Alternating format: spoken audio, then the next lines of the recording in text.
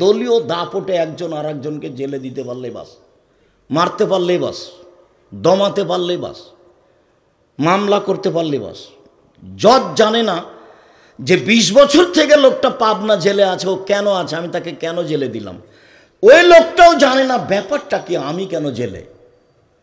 যেদিন মারামারি হয়েছে সাক্ষী বলছে আমি তাকে ২ চোখে মারতে দেখেছি, ও তো পাবনাতেই ছিল না।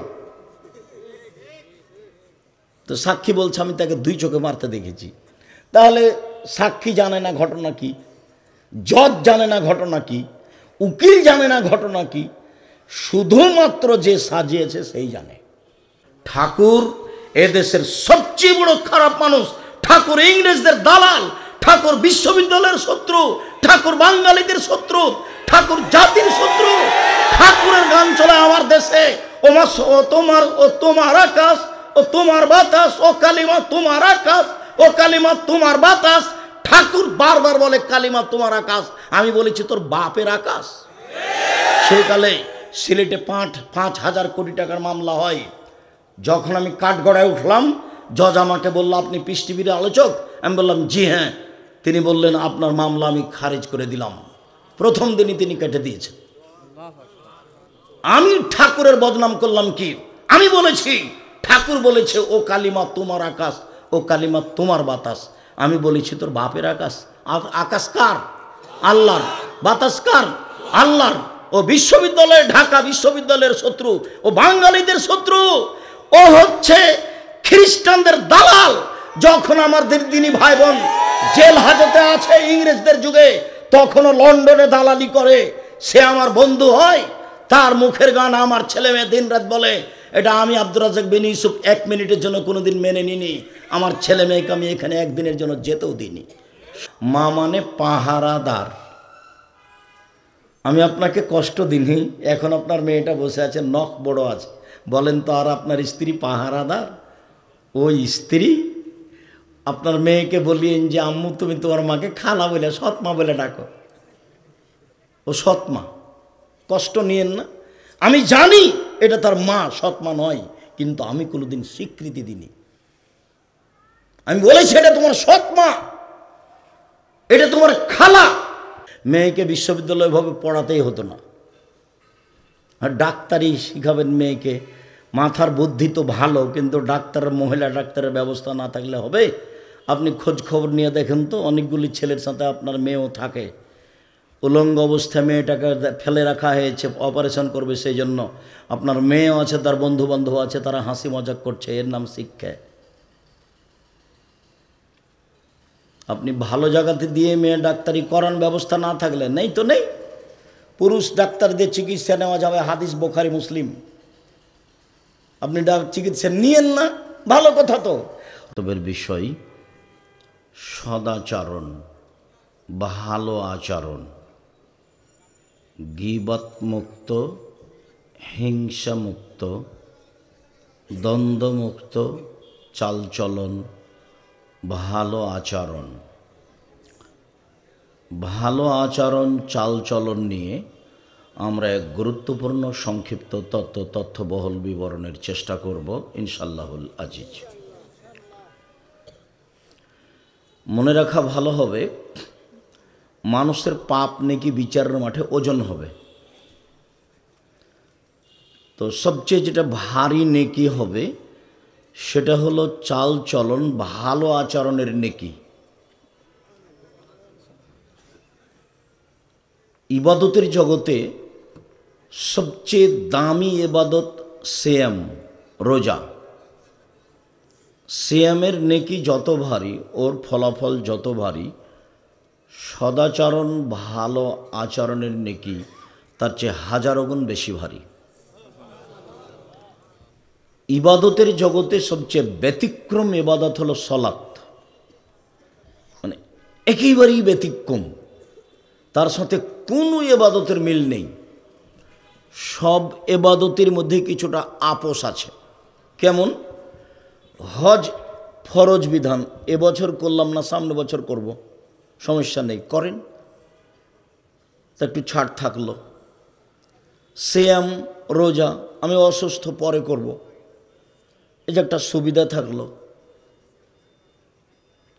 আপনার জাকাত 20 দিন আগে দেন, 20 দিন পরে দেন, এই যে একটা সুবিধা আছে। কিন্তু সলাৎ এমন একটা ইবাদত যার সাথে কোনো প্রকার আপোষ নেই মানুষের। অজু করে সলাৎ আদায় করতে হয় তো পানি নেই, তায়াম্মুম করে করো। মাটি নেই তো অজু তায়াম্মুম ছাড়াই পড়ো। কেবলার দিকে মুখ করে সলাৎ আদায় করতে হয় তো কেবলা বোঝা যায় না, এমনিতেই পড়ো। দাঁড়িয়ে সলাৎ আদায় করতে হয় তো দাঁড়িয়ে থাকা যায় না তো বসে করো, বসে থাকা যায় না তো শুয়ে করো। পরিষ্কার কাপড় পরে সলাৎ আদায় করতে হয়, পরিষ্কার কাপড় নেই, যেই কাপড়ে পেশাব পায়খানা লেগা আছে সেটা পরেই সলাৎ আদায় করো। পরিষ্কার অপরিষ্কার কোনো কাপড়ই নেই, কারণবশত আপনি উলঙ্গ হয়ে আছেন, সলাতের টাইম হয়ে গেছে, এই অবস্থাতেই আপনাকে সলাৎ আদায় করতে হবে, করতেই হবে। পৃথিবীর এক ব্যতিক্রম ইবাদত যা মানুষের সাথে কোনো সময় আপোষ করে না, এবং তার কাফফারা মিথ্যা কথা। যে হুজুর জানাজা করতে এসে বলছে, এই ছেলে তোমার আব্বার কয় ওয়াক্ত নামাজ কাজা হয়েছে? 3 ওয়াক্ত। 5 5 5 15, 1,500 টাকা দাও, আমি জানাজা করে দিই। তো এইরকম সলাতে নামাজে চলে না, এর কোনো কাফফারা নেই, এর আদায় করাই হচ্ছে কাফফারা। নুরুজ্জামান যারা দায়িত্ব পালন করছে তারা কথা না বলে দায়িত্ব পালন করবে, হাতের ইশারা ইঙ্গিতে মুখ বন্ধ করে দায়িত্ব পালন করার জন্য ওর উপরে নির্ভর করে অন্য ইবাদত।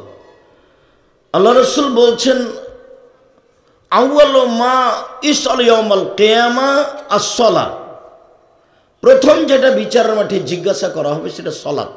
ফাইন সালাহাত সালাহু সাইরা আমালিহি, যদি সলাৎ টিকে যায় সব আমল টিকে যাবে। আইন ফাসাদাত ফাসাদাল্লাহু সাইরা আমলিহি, যদি সলাৎ না টিকে তাহলে সব আমল বাতিল হবে। সলাৎ এমন একটা ইবাদত যার উপরে নির্ভর করে অন্যান্য ইবাদত। আনাস রাদিয়াল্লাহু তাআলা আনহু বলেন, আস-সালাতু সালাসাতু আসলাসিন, সলাৎ 3 ভাগে বিভক্ত। আর তহুর ও সলসন, অজু হলো 3 ভাগের 1 ভাগ। ও রুকু ও সলসন, রুকু হলো 3 ভাগের 1 ভাগ। ও সজুদ ও সলসন, সিজদা হলো 3 ভাগের 1 ভাগ। ফামানা দাহাবে হাক্কেহা, কেউ যদি এগুলো ঠিক ঠিক আদায় করে কবেলাত সলাত, তাহলে তার সলাৎ কবুল করা হবে। ও কবেলা সায়রা আমালিহি, তার সব ইবাদত কবুল করা হবে। ওয়াইন রুদ্দাত আলাইহি সলাতুহু, সলাৎ যদি তার উপরে প্রত্যাখ্যান করা হয়, নিয়ম কারণের কারণে যদি সলাৎ কবুল না হয়, রুদ্দ আলাইহি সায়রা আমালিহি, তাহলে তার সব আমল বাতিল হবে। এই কথা মুহাম্মদ সাল্লাল্লাহু আলাইহি ওয়াসাল্লাম বলেন। তার মানে সলাৎ ইবাদতের জগতে একেবারেই ভিন্ন ধরনের ইবাদত।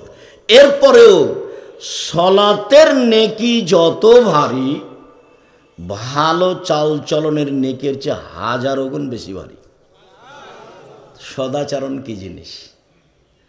সদাচরণ তো এখন ধৈর্য, সদাচরণ তো এখন মানুষের কাছে ঘোড়ার ডিম। ঘোড়ার ডিম তো আর কেউ দেখে না। এইটা যেমন সদাচরণ তেমন, যে যখন সুযোগ পাইছে তখন তা করে নেয়, যেভাবে সহজ সেভাবেই করে। সদাচরণ অবাক ইবাদত। ইবাদতের জগতে সবচেয়ে শক্তিশালী ইবাদত হলো দান। দান কিন্তু ইবাদত। আর একটা ব্যতিক্রম ইবাদত, সেটা হলো দান, যে আপনি সলাত আদায় করে জান্নাত পাবেন, পেতে পারেন, কিনতে পারবেন না। আপনি হজ করে জান্নাত পাবেন, পেতে পারেন, হজ করে জান্নাত কিনতে পারবেন না। আপনি সিয়াম পালন করে রোজা থেকে জান্নাত পেতে পারেন, পাবেন, কিন্তু জান্নাত কিনতে পারবেন না। দান এমন একটা ইবাদত যা দিয়ে জান্নাত কিনা যায়। আল্লাহ বলছেন, আমি তোমাদের টাকা এবং জানের বিনিময়ে আমি জান্নাত বিক্রি করে দিলাম। এটা আমি বিক্রি করে দিলাম। আল্লাহ এটা টাকার বিনিময়ে বেচে দিয়েছে। আর এর ভাষাগুলিও ভিন্ন। এইরকম ভাষা অন্য কোনো ইবাদতের সাথে বলা হয়নি।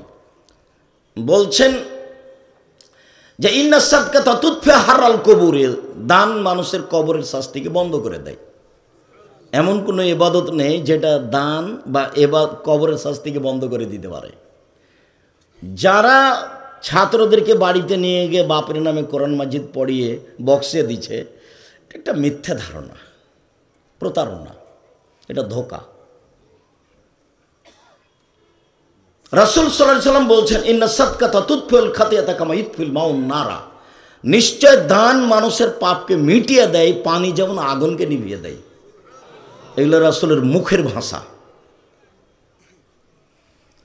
আল্লাহ রাসূল বলছেন যে ইন্না সাদকাতা সিররে তুতফি গযবার রাব্বে, গোপন দান আল্লাহর রাগ, আমি মানুষ পাপ করেছি, আল্লাহ আমার উপরে অসন্তুষ্ট আছে, যখন আমি দান করব তখন এটা মিটে যাবে। অন্য ইবাদত এইরকম নয়। আল্লাহ রাসূল বলছেন সাদকাত বুরহান, দান হলো দলিল। এই বাড়ি আমার, প্রমাণ এই যে দলিল। এই জমি আমার, প্রমাণ এই যে দলিল। বিচারের মাঠে বলবো আল্লাহকে যে আমি জান্নাত পাবো, আল্লাহ যদি বলেন কেন, বলে আমার কাছে দলিল আছে, আমি জান্নাতের মালিক, ক্রয় সূত্রে আমাকে জান্নাত দিতে হবে। আর সাদকাত বুরহান, দান হলো দলিল। একজন সাহাবী এসে বলছেন আল্লাহর নবী, কাদমাতা আবি, আমার পিতা মারা গেছেন, ওয়াতারাকাল মাল, টাকা পয়সা ছেড়ে গেছেন, আলাম ইউসাইনি, তিনি আমাকে কোনো উপদেশ দিয়ে যাননি যে আমি কি করব। হাল ইউকাফিরু আনহু আন আতাসাদ্দাকা আনহু, আমি যদি আমার বাপের নামে দান করি তো আমার বাপের পাপ মিটে যাবে কি? কালার নাম, আল্লাহ রাসূল বললেন হ্যাঁ। তখন তিনি বললেন না যে ছোট পাপ, তখন তিনি বললেন না যে বড় পাপ। লোকটা এসে বলল আমার আব্বা মারা গেছেন, জমি জায়গায় অর্থ সম্পদ ছেড়ে গেছেন, কোনো উপদেশ আদেশ দিয়ে যাননি, ওসিয়ত করে যাননি। আমি যদি এখন দান করি তাহলে আমার আব্বার পাপ মিটে যাবে কি? পাপের কথাই বলেছে, পাপ মিটে যাবে কি? আল্লাহ রাসূল বললেন নাম, হ্যাঁ। বুখারী মুসলিম। একটা লোক এসে বলছে আল্লাহ রাসূল কাদ উফতিলাতাত উম্মি, আমার মা হঠাৎ মারা গেছেন, লাউ তাকাল্লামাত তাসাদ্দাকাত, আমার মা কথা বলতে পারলে দান করতেন, আফা উসাদ্দাকু আনহা ওয়ালাহা সওয়াব, আমি কি আমার মায়ের নামে দান করতে পারি? আমার মায়ের নেকি হবে কি? কালা নাম, আল্লাহ রাসূল বলেন হ্যাঁ। বুখারী মুসলিম। কোন পদ দিয়ে আপনি আপনার মায়ের উপকার করতে পারবেন না এই ছাড়া আর একটা মুখে বলবেন যে আল্লাহ তুমি আমার বাপকে ক্ষমা করো। আর এইটা দান যত বড়ই শক্তিশালী ইবাদত হোক না কেন, দানের নেকি যত ভারী, ভালো চাল চলনের নেকি তার চেয়ে হাজারো গুণ বেশি ভারী। ভালো চাল চলন আবার কি জিনিস? অবাক কথা নেই, সব দলিল দিয়ে পেশ করতে হবে। এ মর্মে একটা আগে হাদিস পেশ করি, তাহলে আমাদের এটা সহজ হবে। আবু দারদা রাদিয়াল্লাহু তাআলা আনহু বলেন, রাসূল সাল্লাল্লাহু আলাইহি ওয়াসাল্লাম বলেছেন, ইন্না আসকালা শাইইন ইদাউ ফি মিজানিল মুমিন ইয়াউমাল কিয়ামা খুলুকুন হাসান, বিচারের মাঠে আদম সন্তানের, মুসলিম পুরুষ নারীর নেকির পাল্লায় সবচেয়ে যেটা ভারী নেকি রাখা হবে সেটা সদাচরণের নেকি। এই কথা মুহাম্মদ সাল্লাল্লাহু আলাইহি ওয়াসাল্লাম বলেন। ওটা ইসিম তাফজিল ব্যবহার করা আছে, সবাই বুঝতে পারবো না, অধিক ভারী, অনেক ভারী, যার তুলনায় আর কোনো ইবাদত নেই। এখানে আরেকটি স্পষ্টের জন্য আরেকটা কথা বলি। আবু হুরায়রা রাদিয়াল্লাহু তাআলা আনহু বলেন, রাসূল সাল্লাল্লাহু আলাইহি সাল্লাম বলেছেন, কালিমাতানে, দুইটি বাক্য, খফিফাতান আলাল লিসানে, উচ্চারণে হালকা, টাকাও লাগে না, অজুও লাগে না। দুনিয়াতে একটা ইবাদতে টাকা লাগে, সেটা কি? হজ। দুনিয়াতে একটা ইবাদতে অজু লাগে, সেটা কি? সালাত। তো এমন ইবাদত এটা যে টাকাও লাগে না, অজুও লাগে না, উচ্চারণে সহজ, আবার হাবিবাতানে এলার রহমানে, রহমানের কাছে খুব প্রিয় বাক্য দুটা। সাকিলাতানে ফিল মিজানে, দাঁড়ি পাল্লাই ভারী, তবে সবচেয়ে ভারী নয়। সেটা কি? সুবহানাল্লাহি ওয়া বিহামদিহি সুবহানাল্লাহিল আযীম। সুবহানাল্লাহ বললে নেকি হবে, তবে ভারী নেকি নয়, নেকি হবে। আলহামদুলিল্লাহ বললে নেকি হবে, তবে ভারী নেকি নয়। সুবহানাল্লাহি ওয়া আলহামদুলিল্লাহি ওয়া লা ইলাহা ইল্লাল্লাহ আল্লাহু আকবার সবচেয়ে উত্তম তাসবিহ, এরপরেও নেকি হবে, ভারী নেকি নয়। ভারী নেকির দুইটা তাসবিহ, সুবহানাল্লাহি ওয়া বিহামদিহি সুবহানাল্লাহিল আযীম। মনে থাকবে না মনে হয়? এর কোনো বার নাই, যে যা পারে খালি নেকি লুটে নিবে, যে যা পারে। মুখখান বন্ধ থাকে মানুষের, শয়তানি কথা দিয়ে ভরা আছে মুখ, বদনামার গিবাত দিয়ে। আমি বলেছি মানুষের জীবনে 4টা কাজ জরুরি। এই বাচ্চা, এক মধ্যখানে বাচ্চাগুলি হাঁটছে কি করে? তোমরা ছেলেরা ওখানে মুখের উপরে কি করো?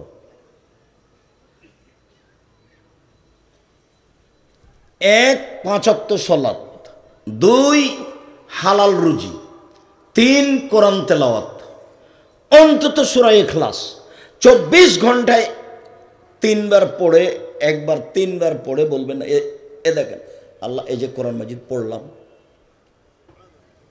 অন্তত আল্লাহকে বলে রাখেন যে আমি প্রতিদিন কি করি? কোরআন মাজিদ পড়ি। আপনি কোরআন মাজিদ খুলে 2 4 5 পৃষ্ঠা পড়েন, ভালো কথা।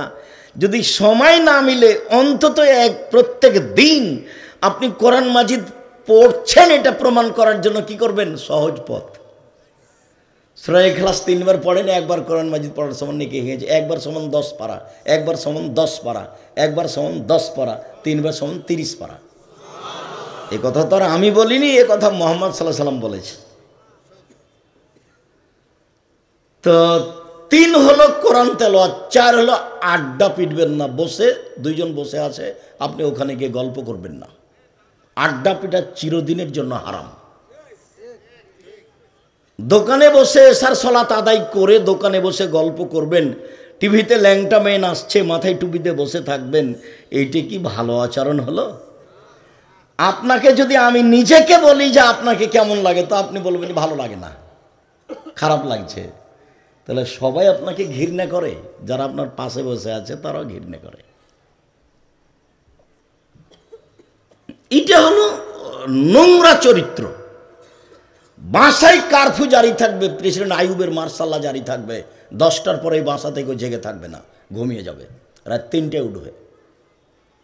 আল্লাহকে কিছু বলতে হলে ব্যবসা হোক, বাণিজ্য হোক, জমি হোক, জায়গা হোক, চাষ হোক, আবাদ হোক, গরু হোক, ছাগল হোক, ছেলে হোক, মেয়ে হোক, যা প্রয়োজন মানুষ হিসাবে, সব চাওয়ার স্থান হলো রাত, সময় হলো রাত, ওখানে নিয়ে যেতে হবে একবারে যে কোনো মূল্যে। রাত 10টায় ঘুমাতেই হবে। একরাহুল কালামা বাদাল ইশায়ে ওয়া ইয়াকরাহুন নাওমা কাবলাল ইশায়ে। আল্লাহর নবী এশার সালাতের পরে কথা বলা ঘৃণা করতেন, আর এশার সালাতের পূর্বে ঘুমিয়ে যাওয়া ঘৃণা করতেন। বুখারী মুসলিম। আল্লাহ রাসূলের আদত এবং কথা, জরুরি প্রয়োজন ছাড়া রাতে গল্প চলবে না, ঘুমিয়ে যেতে হবে। 10টায় ঘুমিয়ে যাবেন, 3টায় উঠবেন, কয় ঘন্টা হলো? 5 ঘন্টা। স্বাভাবিক। আপনি, আপনার স্ত্রী, সবাই পরিবারের উপরে আপনি শক্ত হবেন। বলছিলাম সম্মানিত দিনী ভাই বোন, সুবহানাল্লাহি ওয়া বিহামদিহি সুবহানাল্লাহিল আযীম বললে ভারী নেকি হবে, তবে সবচেয়ে ভারী নয়। সবচেয়ে ভারী কি? সদাচরণের নেকি। নেকির পাল্লাই মনে রাখা ভালো হবে যে হিন্দুদের পাপ নেকি ওজন হবে না। কেন? ওদের নেকি নেই। ইহুদিদের পাপ নেকি ওজন হবে না। কেন? ইহুদিদের নেকি নেই। খ্রিস্টানদের পাপ নেকি ওজন হবে না। কেন? তাদের নেকি নেই। কাদিয়ানি, শিয়া, এরকম ভ্রান্ত আকীদার মানুষের পাপ নেকি ওজন হবে না। কেন? তাদের নেকি মিটে গেছে। ওজন হওয়ার জন্য 2টা পাল্লা লাগবে, 2টা লাগবে। আর আল্লাহ বহু জায়গাতে বলেছেন কোরআন মাজিদে যে মানুষের পাপ নেকি ওজন হবে। فَأَمَّا مَنْ ثَقُلَتْ مَوَازِينُهُ فَهُوَ فِي عِيشَةٍ رَاضِيَةٍ। বিচারের মাঠে যার নেকির পাল্লা ভারী হবে, তার থাকার জায়গা হবে অতীব সুখ স্বাচ্ছন্দ্যময়, জান্নাতুল মাওয়া। ওয়া আম্মা মান খাফফাত মাওয়াজিনুহু ফাউম্মুহু হাবিয়া। আর যার নেকির পাল্লা হালকা হবে, তার থাকার জায়গা হবে অতীব গভীর গহ্বর হাবিয়া। ওমাদরাকা মাহিয়া। মুহাম্মদ সাল্লাল্লাহু আলাইহি সাল্লাম, আপনি কি বলতে পারেন হাবিয়া নামক জাহান্নামটি কি? আপনার কি এই জাহান্নামের পরিচয় জানা আছে? আমি বলি নারুন হামিয়া, তা হলো জ্বলন্ত উত্তপ্ত আগুন। জাহান্নাম বলতে কিন্তু আগুনকে বোঝায়। একটা টুকরা হলো জাহান্নাম, আগুনের টুকরা, বাস এটাই জাহান্নাম। তো মানুষের পাপ নেকি ওজন হবে, অত্র আয়াতে প্রমাণ হয়। তো সবচেয়ে ভারী নেকি হলো সদাচরণের নেকি। 1 মিনিট সামাজিকভাবে একটু বোঝাই সদাচরণ কি জিনিস। আপনি একটা অটোতে বসে আছেন, আমি গিয়ে অটোতে উঠেছি, যেমনই উঠেছি তেমনই ছেলেটা টান দিয়েছে, আমি আপনার মুখের উপরে গিয়ে পড়ে গেছি, বস্তাটা আপনার মুখের সাথে ধাক্কা খেয়ে গেছে। তো আপনি বলছেন বসেন বসেন বসেন, কোনো সমস্যা নেই, বসেন। এটা একটা আচরণ। আবার আপনি বলছেন চোখ নাই, কপালে চোখ নাই, হিসাব করে গাড়িতে উঠতে পারেন না, হিসাব থাকে না, এটা একটা আচরণ। এবার আপনি বলেন কোনটা ভালো? একটা ভালো। আবার মানুষে বলে এটা ছেলেটা খুব ভালো, ছেলেটার চালচলন খুব ভালো, তাই না? হ্যাঁ আসলেই চাচা ছেলেটা খুব ভালো, চালচলন খুব ভালো। ওই ছেলের কথা বলছিস, দুনিয়ার বদ শয়তান, ওর দুই মুখের কথা বাদ দাও তো, বদের গোড়া। এই দেখেন, মানুষের চালচলন বুঝে, মানুষের চালচলন বুঝে, এরই নাম ভালো আচরণ। চলেন এবার কোরআন এবং হাদিস পেশ করি কিভাবে রাসূল সাল্লাল্লাহু আলাইহি ওয়াসাল্লাম দেখালেন যে সদাচরণ সবচেয়ে ভারী নেকির ইবাদত। এটা হলো প্রথম হাদিস। সবচেয়ে ভারী নেকির ইবাদত বলেন তো কি? সদাচরণ। মনে থাকবে না মনে হয়? সবচেয়ে ভারী নেকি। এই তুলনায় ইবাদতের জগতে আর কোনো ইবাদত নেই। তবে ভারী নেকির দুইটা তাসবিহ আছে, মনে থাকবে না? সুবহানাল্লাহি ওয়া বিহামদিহি সুবহানাল্লাহিল আযীম। মহান আল্লাহ বলেন ইদফা বিল্লাতি হিয়া আহসান। মুহাম্মদ সাল্লাল্লাহু আলাইহি সাল্লাম আপনি যখন মানুষের সাথে কথা বলবেন, মানুষের যখন কথার উত্তর দিবেন, তখন ও যা বলেছে আপনি তার চেয়ে সুন্দর বলবেন। এটা হলো সদাচরণ।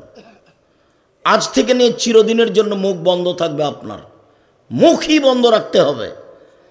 উকবা ইবনে আমের বলছেন মান্না যা, আল্লাহর নবী জাহান্নাম থেকে বাঁচার পথ কি, কিভাবে জাহান্নাম থেকে বাঁচবো? তখন আল্লাহ রাসূল বলছে আল্লাহ সারাক, মুখখান বন্ধ করো, জাহান্নাম থেকে বেঁচে যাওয়া। মুখ বন্ধ রাখো, জাহান্নাম থেকে বেঁচে যাওয়া। আর 2, জরুরি প্রয়োজন ছাড়া বাড়ির বাইরে যাবা না, জাহান্নাম থেকে বেঁচে যাবা। আর পাপের জন্য কাঁদবা, পাপ হয়েছে রাতে উঠে কান্নাকাটি করবা, জান্নাতে চলে যাবা। এই ছেলে তুমি এত ব্যস্ত হচ্ছ কেন এখানে?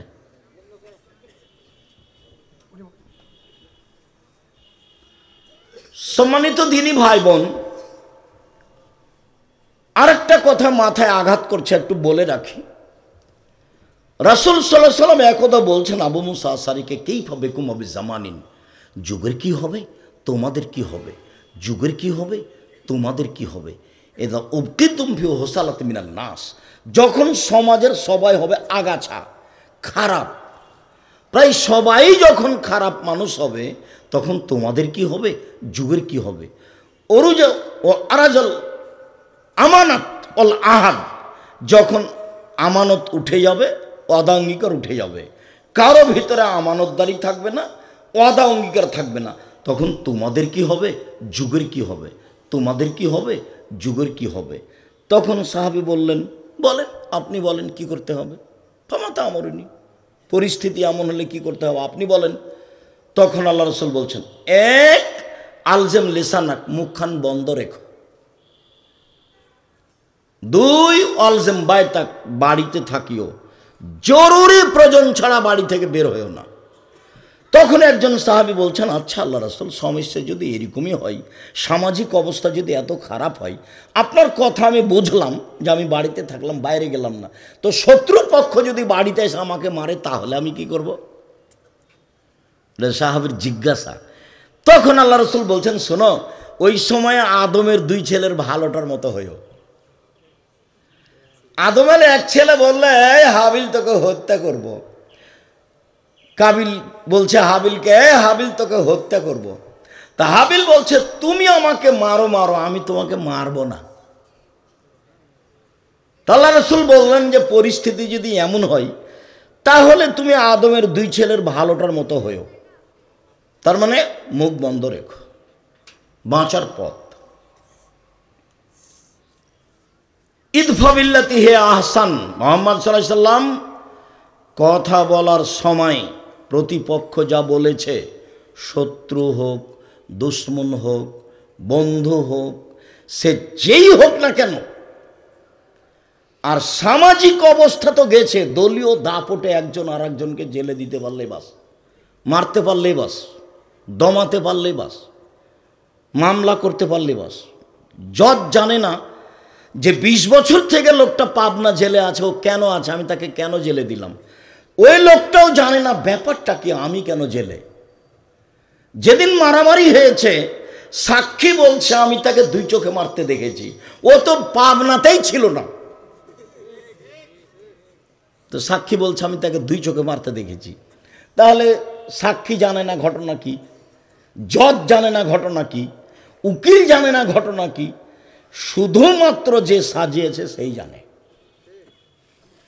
যার জন্য আল্লাহ রাসূল বলেছেন পৃথিবীতে সবচেয়ে বড় পাপ তিনটে। এক, শিরক করা। দুই, বাপ মায়ের অবাধ্য চলা। তিন, মিথ্যা সাক্ষী।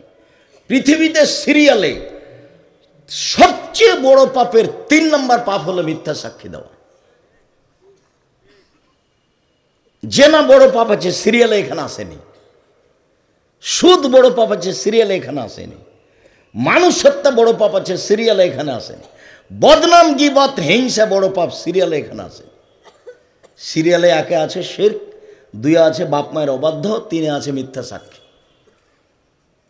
সম্মানিত দিনী ভাই বোন, আল্লাহ তাআলা বলেন, মুহাম্মদ জাদিলহুম বিল্লাতি হি আহসান, যখন আপনি মানুষের সাথে কথা প্রসঙ্গে তর্কে লিপ্ত হবেন, বাক বিতণ্ডে লিপ্ত হবেন, তখন প্রতিপক্ষ যা বলেছে আপনারটা তার চেয়ে উত্তম হতে হবে, সুন্দর হতে হবে।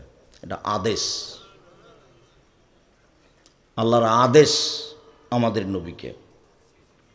মহান আল্লাহ বলেন, ফাবিমা রাহমাতিম মিনাল্লাহ লিনতা লাহুম ওয়ালা কুনতা ফাদ্দান গালিদাল কলব লানফাসু মিন হাওলিক। মুহাম্মদ সাল্লাল্লাহু আলাইহি সাল্লাম, আল্লাহর পক্ষ থেকে বড় দয়া যে আপনি নরম স্বভাবের হয়েছেন। আপনার স্বভাবটা যদি কর্কশ খারাপ হতো তাহলে মানুষ আপনার পাশ থেকে সরে যেত। এটা আল্লাহর একটা দয়া। আল্লাহ নিজেই বলছেন আমাদের নবীকে। তারপর বলছেন, শোনেন, এক, ফাফু আনহুম, মানুষ যত অন্যায় করেছে সব মাফ করে দেন, প্রতিশোধ নেবেন না, সব মাফ করে দেন। দুই, আস্তাগফির লাহুম, ওরা যে আপনাকে গালি দিয়ে পাপ করেছে, আপনি আল্লাহকে বলেন, আল্লাহ ওরা আমাকে গালি দিয়ে পাপ করেছে, এটা তুমি মাফ করে দাও। এর নাম সদাচরণ। আমি আর আপনি তো সব সময় ক্ষমতা নিয়ে দিন কাটাচ্ছি। ক্ষমতা নিয়ে দিন কাটাবেন না। 1500 বছর পরে হলো ফেরাউন ডুবে গেছে, আর আপনাদের নেত্রীর সময় মাত্র 45 মিনিট। কাজেই ক্ষমতা দেখিয়ে কিছু করতে চাহেন না। ক্ষমতা যে টিকে না তা আপনারাই তার প্রমাণ। খুলনার অঘোষিত সম্রাট এরশাদ শিকদার তার প্রমাণ। মেয়ের মাথায় হাদর মতো পরিবেশ আসেনি। রাতে রাতে দেশ দখল করেছেন প্রেসিডেন্ট সাদ্দাম, তার প্রমাণ। ক্ষমতা টিকে না। ১,৫০০ বছর পরেও ফেরাউনের কি হয়ে গেছে? ক্ষমতা হারিয়ে গেছে। ১৫, ১৬, ১৭ বছর পরে আবার সময় মাত্র ৪৫ মিনিট। কাজেই আর একটা দেখে নিজেকে হিসাব করতে হবে। নরম হয়ে বসবাস করেন, দিন মজুরি করে খান, সারাদিনে টাকা শেষ। চাকরি করে খান, ২৫ দিনে বেতন শেষ হবে, ৫ দিন ধার কর্জে চলবে মোটামুটি। জমি চাষ করেন, মনটা শক্ত হয়ে যাবে, না করাই ভালো, করেন। ব্যবসা বাণিজ্য করেন, উপার্জনের সবচেয়ে ভালো কাজ, সবচেয়ে বড় কাজ। ব্যবসা বাণিজ্য করলে নিজের উপকার করতে পারবেন, বাপ মায়ের উপকার করতে পারবেন, অসহায় মানুষের উপকার করতে পারবেন। কারো পিছনে না লেগে, কাউকে গালিমন্দ না দিয়ে ব্যবসা শুরু করেন। চকলেট দিয়ে ঋণ নিতে হবে না, কলা ঋণ নেওয়া লাগবে না, তারপরে কাপড় ঋণ নেওয়া লাগবে না, তারপরে কোটি কোটি। এতে কলিকাতায় হিরোইন কিনে ঢাকায় বিক্রি করবেন, রাতে রাতে ধনী হবেন, এই প্রথা বাতিল। কোটি টাকা ঋণ নিয়ে ব্যবসা করবেন, এটা সবচেয়ে বড় বিপদ। প্রত্যেক দিন সালাম ফিরার পূর্বে আল্লাহর নবী একটা দোয়া পড়তেন, যেটাকে আমরা দোয়ায়ে মাসুরা বলে জানি। আমরা রাজশাহী, চাঁপাই নবাবগঞ্জের মানুষ, আমরা দোয়ায়ে মাসুরা বলে জানি পরের অংশ, আল্লাহুম্মা ইন্নী আউযু বিকা মিন আযাবি জাহান্নাম। হে আল্লাহ, তোমার কাছে জাহান্নাম থেকে বাঁচতে চাচ্ছি। ওয়াউযু বিকা মিন আযাবিল কবর, তোমার কাছে কবরের শাস্তি থেকে বাঁচতে চাচ্ছি। ওয়াউযু বিকা মিন ফিতনাতিল মাসিহিদ দাজ্জাল, তোমার কাছে দাজ্জালের ফিতনা থেকে বাঁচতে চাচ্ছি। ওয়াউযু বিকা মিন ফিতনাতিল মাহি ওয়াল মামাত, তোমার কাছে বাঁচতে চাচ্ছি ইহকালের বিপদ, তোমার কাছে বাঁচতে চাচ্ছি পরকালের বিপদ হতে। ওয়াউযু বিকা মিনাল মাসামি ওয়াল মাগরাম, তোমার কাছে বাঁচতে চাই ঋণ কর্জ হতে, তোমার কাছে বাঁচতে চাই বড় পাপ হতে, তোমার কাছে বাঁচতে চাই ঋণ কর্জ হতে, তোমার কাছে বাঁচতে চাই বড় পাপ হতে। জানা যায় হবে না, জান্নাত তো বহুদূরের কথা। ব্যাংকে চাকরি করলে লোন নিয়ে বাড়ি করতে হবে, বউয়ের পাল্লাতে পড়েছেন, মাথায় কিছু আছে? কে আপনাকে বুদ্ধি দিল? বন্ধু বান্ধব ভুল করেছে।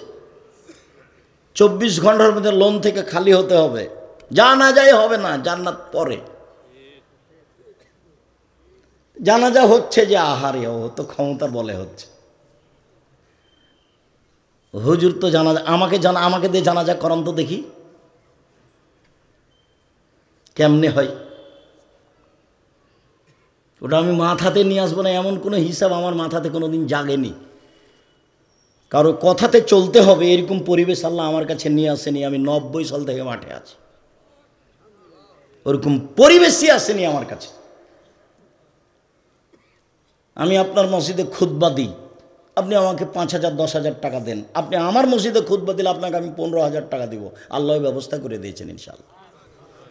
কাজে আপনারটাকে হিসাব করে আমাকে দুর্বল হয়ে চলতে হবে, এরকম পরিস্থিতি আল্লাহ আমাকে ১ মিনিটের জন্য করেনি, নিয়ে যায়নি ওটায়। জামিয়া সালাফিয়া ডাঙ্গিপাড়া ৪০ বিঘা জমির উপরে, জামিয়া সালাফিয়া রূপগঞ্জ নারায়ণগঞ্জ ১০০ বিঘা জমির উপরে, জামিয়া সালাফিয়া দিনাজপুর প্রায় ২০ বিঘা জমির উপরে। ৫,০০০ ছেলে মেয়ে পড়াশোনা করে, ৫,০০০। এবার জানুয়ারিতে বেশি হয়ে গেছে। ৩০০ জন শিক্ষক শিক্ষিকা শিক্ষকতা করেন। তাতে মদিনা বিশ্ববিদ্যালয়ের শিক্ষক আছেন, তাতে ইন্ডিয়ান শিক্ষক আছেন, তাতে বাংলাদেশের বড় বড় বিদ্বানেরা আছেন। খুব মনোবল নিয়ে শক্ত থাকবেন, পরিস্থিতি যেন আপনাকে দমাতে না পারে। কি হবে হবে, তাহলে আপনি ভুল পথে যাবেন না, পাপ আপনাকে ধরবে না। চকলেট দিয়ে ব্যবসা করবো, যা হবে হবে, ঋণ নেওয়া লাগবে না। বাপের জমি জায়গা আছে পাবনা শহরে, প্রয়োজনে ২ বিঘা বিক্রি করে কোটি টাকা দিয়ে ব্যবসা করবো। ব্যবসা বড় থেকে বড় করতে হবে, এইটাই ঠিক। ঘুমের ঘরে ব্যবসা করতে হবে। আল্লাহ রাসূল বলছেন, পার্টনারে যদি মানুষ ব্যবসা করে, ৩ জন যদি মিলে ব্যবসা করে ৩ জনের টাকা দিয়ে, তাহলে চতুর্থ জন আল্লাহ। এটা উপার্জনের সবচেয়ে ভালো পথ, হাদিস বুখারী মুসলিম। যদি ২০ জন মিলে ব্যবসা করে, তাহলে ২১ জন, ২১ নাম্বার হচ্ছেন আল্লাহ। এদের মধ্যে যদি একটু ত্রুটি ঢুকে যায় তাহলে আল্লাহ বলবেন তোমরা করো, আমি গেলাম। তো একাই ব্যবসা করেন, তখন আল্লাহ রাসূল বলছেন না তাজেরা সাদেকা কোন ইয়াউমুল কিয়ামা মা শুহাদা ও সিদ্দিকুল আম্বিয়া, সত্যবাদী ব্যবসায়ীরা বিচারের মাঠে সিদ্দিক শুহাদা নবীগণের সাথে থাকবেন। সত্যবাদী ব্যবসায়ী। এত কেন আল্লাহ রাসূল বেশি বলছেন? আরো শোনেন না, আল্লাহ রাসূল বলছেন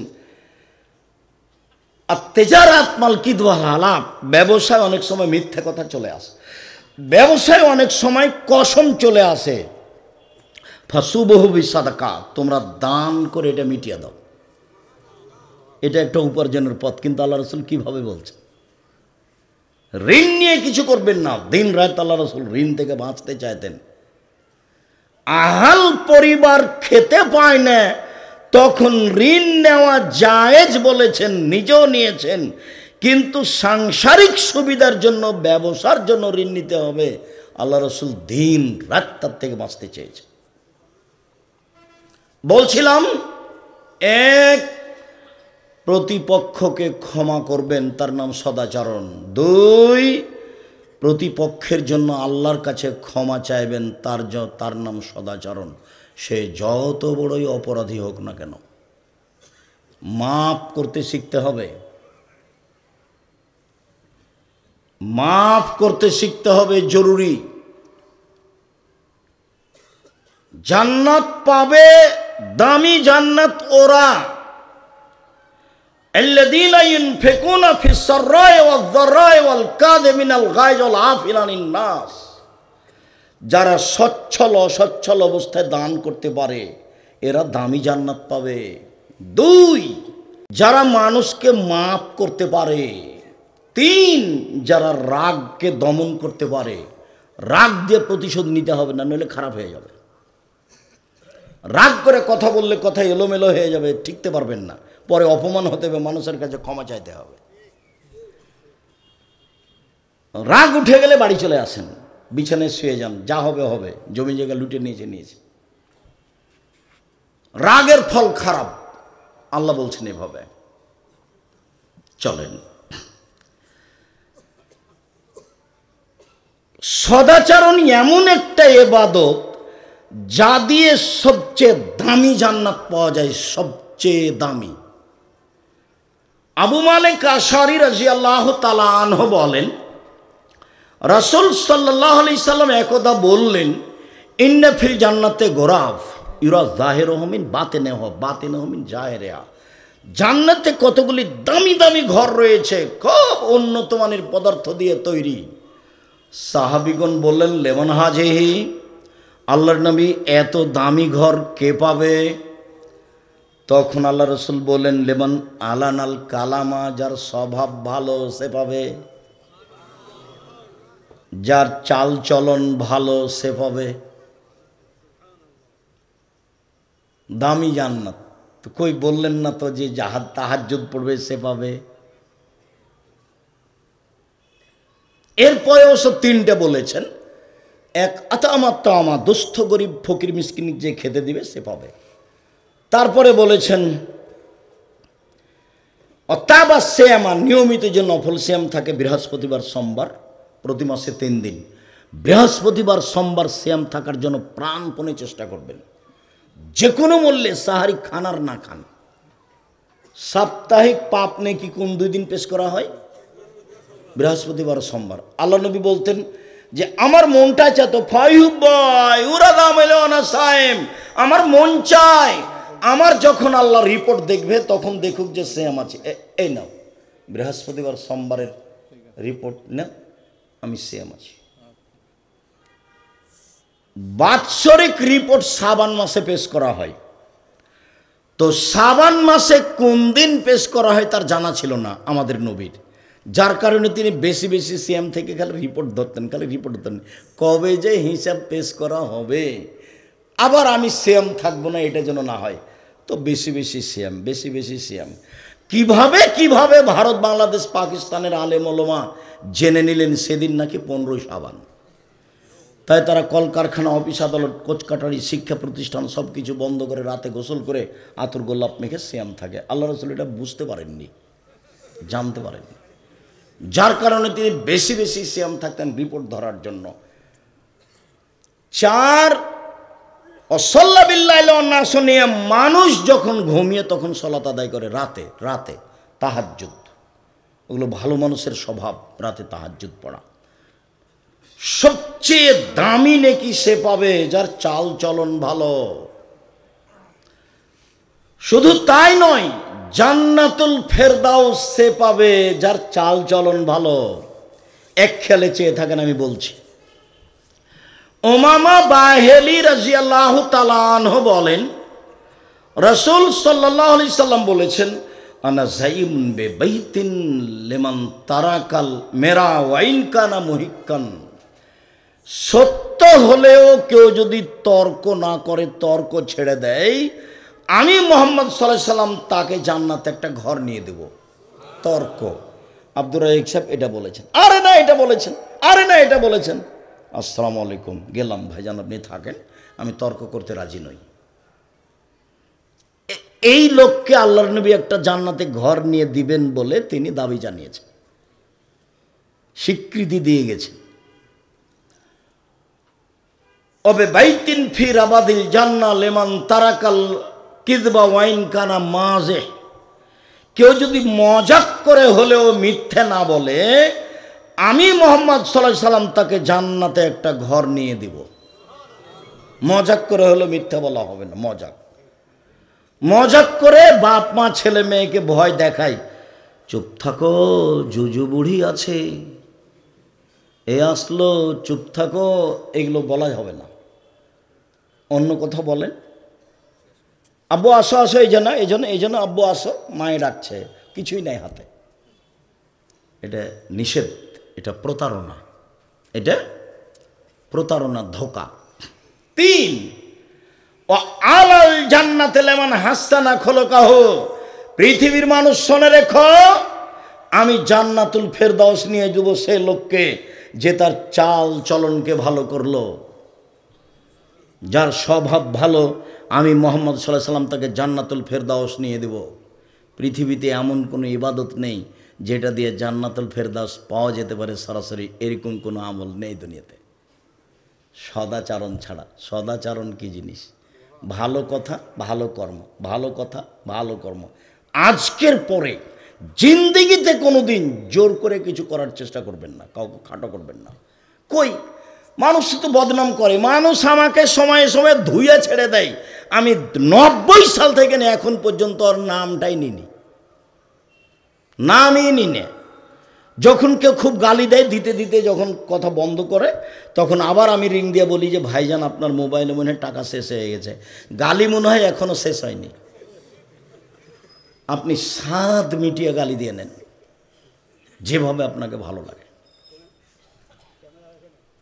কোনো দিন আমি তার প্রত্যুত্তর দেওয়া খুব প্রয়োজন মনে করিনি। ফেসবুকে সময়ে সময়ে আমাকে একবার ধুইয়ে দিয়েছে, আমি তার নামটাই নিইনি, নামই নিনে। খুব বিরক্ত হয়ে একবার বলেছিলাম যে আপনাকে তো আমি মানুষই মনে করি না, তো আমি কি বাসে বসবো। খালি যখন তখন বলে আসেন, বাসে বসেন, আসেন এখানে, এই বলতে থাকে বলতে থাকে বলতে থাকে। তো একদিন বলেছি ভাইজান আপনাকে তো আমি মানুষই মনে করি না, আমি কি দিয়ে আপনার সাথে বসবো। প্রতিশোধ নিয়ে জীবনে কারো প্রয়োজন নেই। প্রতিশোধ নিয়ে মানুষকে দমিয়ে, ক্ষমতা দেখিয়ে, দাপট দেখিয়ে, জেল হাজতে দিয়ে, অপমান করে কিছু করা যায়, এই হিসাব ভুল। নরম হন, মানুষে ভালোবাসবে, আল্লাহ ভালোবাসবেন, জান্নাত পাওয়া যাবে। তার নাম ভালো চালচলন, তার নাম জান্নাতুল ফেরদাউস। মনে রাখবেন, পৃথিবীতে এমন কোনো ইবাদত নেই যার বিনিময় জান্নাতুল ফেরদাউস সদাচরণ ছাড়া।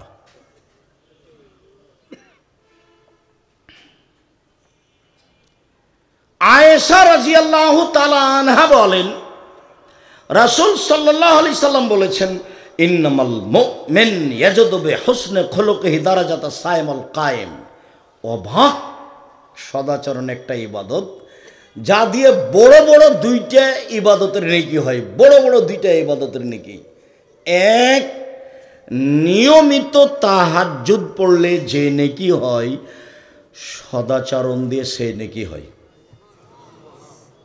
2, নিয়মিত নফল সিয়াম রোজা থেকে যে নেকি হয়, সদাচরণে ভালো আচরণে সেরে নেকি হয়। মনে থাকবে কি না? ইবাদত হলো একটা, সদাচরণ। এ 2টা বড় বড় ইবাদতের সমান, এক তাহাজ্জুদ আর এক হলো সিয়াম রোজা। মনে থাকবে না মনে হয়?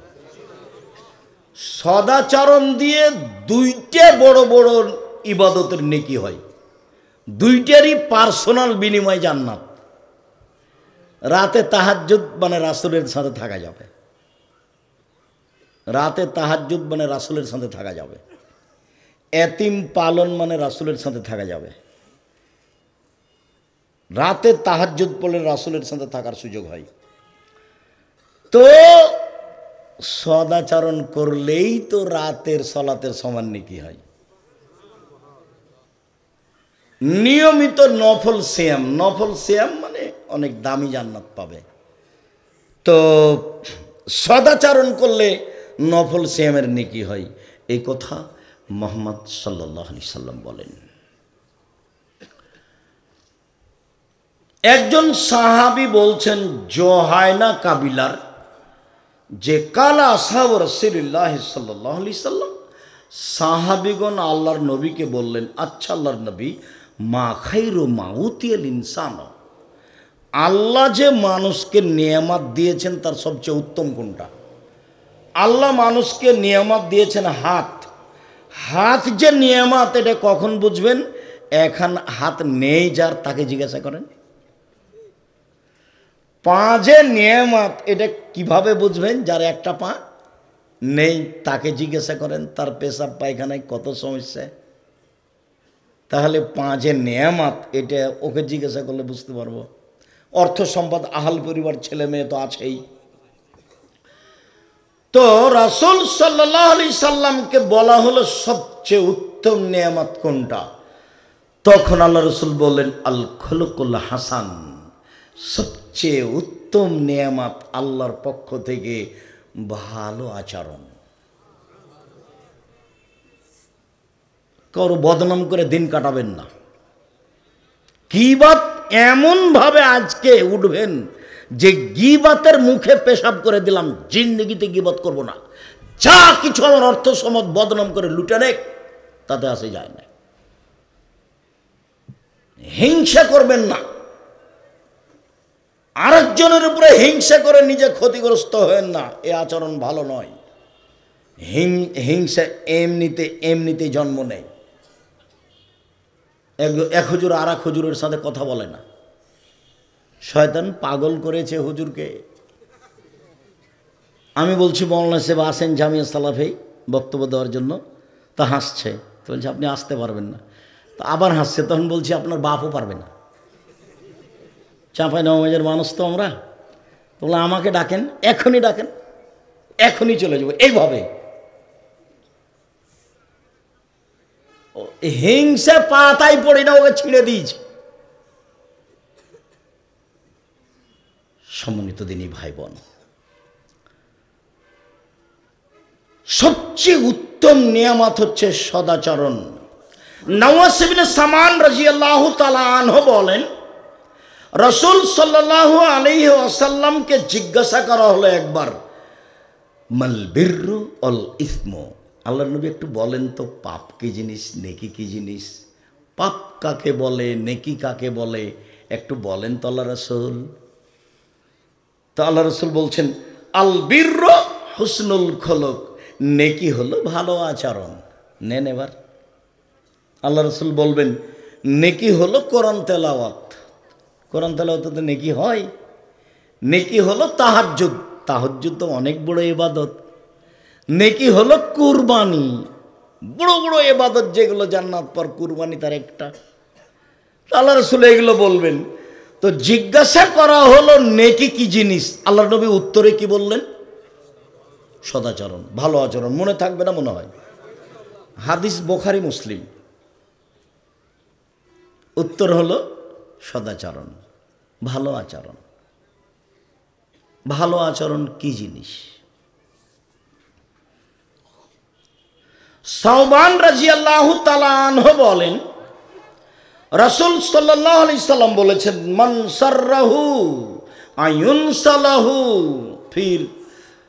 ফি আসারিহি ওয়া ইউবসাতু লাহু ফি রিজকিহি। পৃথিবীর মানুষ শুনে রেখো, যে চায় যে তার বয়স বেশি হয়ে যাক, আরো কিছুদিন বেঁচে থাকি, এটা যে চাই, যে চাই যে টাকা পয়সা তার রুজি বেশি হয়ে যাক, যে চাই, ফল এসেল রাহেমাহু, সে যেন সদাচরণ করে।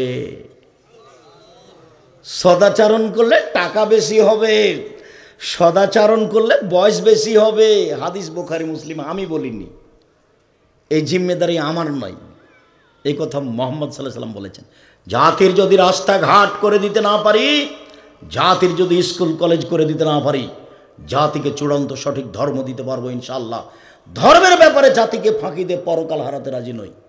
সকাল হতে হতে বড় ভাইয়ের হাত ধরে ক্ষমা নেবেন আপনি। গন্ডগোল আপনার বড় ভাইয়ের কারণে হয়েছে, ক্ষমা আপনাকে নিতে হবে। উপস্থিত বৈঠকের দিনই মুসলিম বোন, গন্ডগোল হয়েছে আপনার বড় বোনের কারণে, আপনি ছোট বোন, ক্ষমা আপনাকে দিতে হবে। গন্ডগোল হয়েছে আপনার বড় জায়ের কারণে, যা বুঝেন আপনারা, দুই ভাইয়ের স্ত্রী দুজন, যা যা গন্ডগোল বড় জায়ের কারণে হয়েছে, এ কথাই ঠিক। আপনি ছোট যা, আপনাকে সকাল হতে হতে হাত ধরে ক্ষমা নিতে হবে। হাদিস বুখারী মুসলিম, আল্লাহ নবী এটাই বলেছে। একদিন এক সন্ধ্যা মানুষের সাথে কথা বন্ধ করে কাটাবেন না, মানুষের সাথে খারাপ আচরণ দেখে কাটাবেন না। একদিন দেখেছিলেন বয়স 40, এখন দেখছেন 60, তারপর দেখবেন একদিন নেই। অল্প দিন বাঁচতে এসে মানুষের থেকে খারাপ আচরণ করে বাঁচবেন না, এটা খুব ক্ষতিকারক। বিচারের মাঠে নেকি দিয়ে বুঝিয়ে দিতে হবে সব। তখন তো আর টাকা পয়সা থাকবে না, তখন তো আর হাত ধরে ক্ষমা নিতে পারবেন না, ভাইজান ভুলটা হয়ে গেছিল, আমাকে মাফ করেন, এটা তো আর বলতে পারবেন না। তো কি দিয়ে এটা পরিশোধ হবে? কি দিয়ে? নেকি দিয়ে। যদি নেকি না থাকে তাহলে ওর পাপ নিতে হবে বিচারের মাঠে। এভাবে বিচার, হাদিস বুখারী মুসলিম, এভাবে রাসূল সাল্লাল্লাহু আলাইহি ওয়াসাল্লাম বিচার করেছেন। সদাচরণের খুব দাম।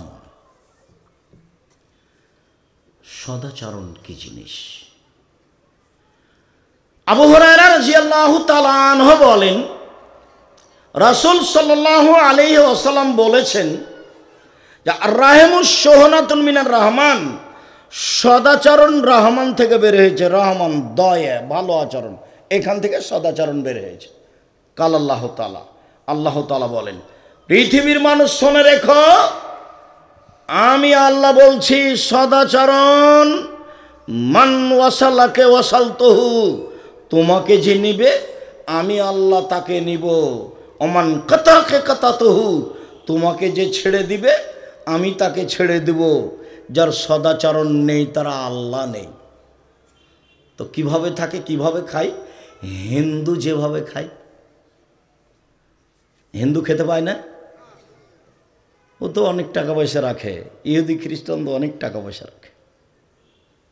তো যার সদাচরণ নেই তার তো আল্লাহ নেই, তো বাঁচে কিভাবে? ইহুদি যেভাবে, ও বাঁচে কিভাবে? খ্রিস্টান যেভাবে, ও বাঁচে কিভাবে? হিন্দু যেভাবে। আল্লাহ নবী বলেছেন, কথা শেষ। হাদিস বুখারী মুসলিম, মান ওয়াসালাকে ওয়াসালতুহু, তোমাকে যে নিবে আমি তাকে নিব।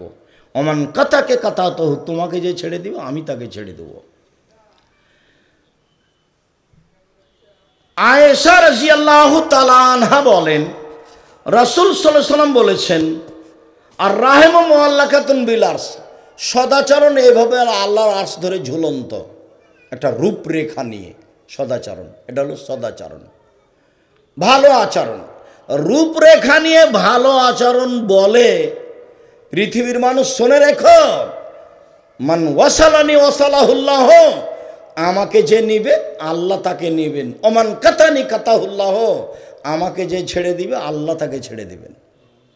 সদাচরণ বলছে, হাদিস তো বুখারী মুসলিম, প্রায় হাদিস সব গড়ান বুখারী মুসলিমের হাদিস সব। সদাচরণ এভাবে ঝুলন্ত অবস্থায় বলছে, আমাকে যে নিবে আল্লাহ তাকে নিবেন, আমাকে যে ছেড়ে দিবে আল্লাহ তাকে ছেড়ে দিবেন। রাসূল সাল্লাল্লাহু আলাইহি ওয়াসাল্লাম একদা বলছেন, আল্লাহ লা ইউমিনু, আল্লাহ লা ইউমিনু, আল্লাহ লা ইউমিনু, আল্লাহর কসম ও মোমেন নয়, আল্লাহর কসম ও মোমেন নয়, আল্লাহর কসম ও মোমেন নয়। কিলা মান ইয়া রাসূলুল্লাহ। তো সাহাবীগণ বলছেন, আল্লাহর নবী আপনি কার কথা বলছেন? বারবার যে বলছেন যে ও মোমেন নয়, মোমেন না, সে কে? তখন আল্লাহ রাসূল বলছেন, মাল্লা ইয়ামান জারহু বায়াকাহু, যে তার প্রতিবেশীকে কষ্ট দেয় সে মোমেন নয়। ভালো মানুষ আব্দুর রাজ্জাক বিন ইউসুফ কি না, প্রতিবেশীকে জিজ্ঞাসা করতে হবে, তাহলে ধরা পড়বে কেমন ভালো মানুষ। একটা লোক এসে বলছে আল্লাহ রাসূল কাইফা আলামনি আসাত আহসান্ত, আমি কি দিয়ে বুঝবো যে আমি ভালো মানুষ, আমি খারাপ মানুষ? আল্লাহ রাসূল বলেন তো আমি কি দিয়ে বুঝবো আমি ভালো মানুষ, আমি খারাপ মানুষ? তখন আল্লাহ রাসূল বলছেন, এজা সামাইতা মিন জিরানাকা ইয়াকুলান আনতা আহসানতা ফাকাদ আহসানতা, যখন তোমার প্রতিবেশী বলবে তুমি ভালো তখন তুমি ভালো। ওয়াইজা সামাইতা মিন আনতা আসাতা ফাকাদ আসাতা, যখন তুমি প্রতিবেশী থেকে শুনবে তুমি খারাপ তখন তুমি খারাপ। আমি কিন্তু অনুবাদক, এখানে আমার কিছু করারও নেই, কিছু বলারও নেই। মুহাম্মদ সাল্লাল্লাহু আলাইহি ওয়াসাল্লাম এভাবে বলেছেন, আমি আপনাকে বাংলা করে দেখাচ্ছি।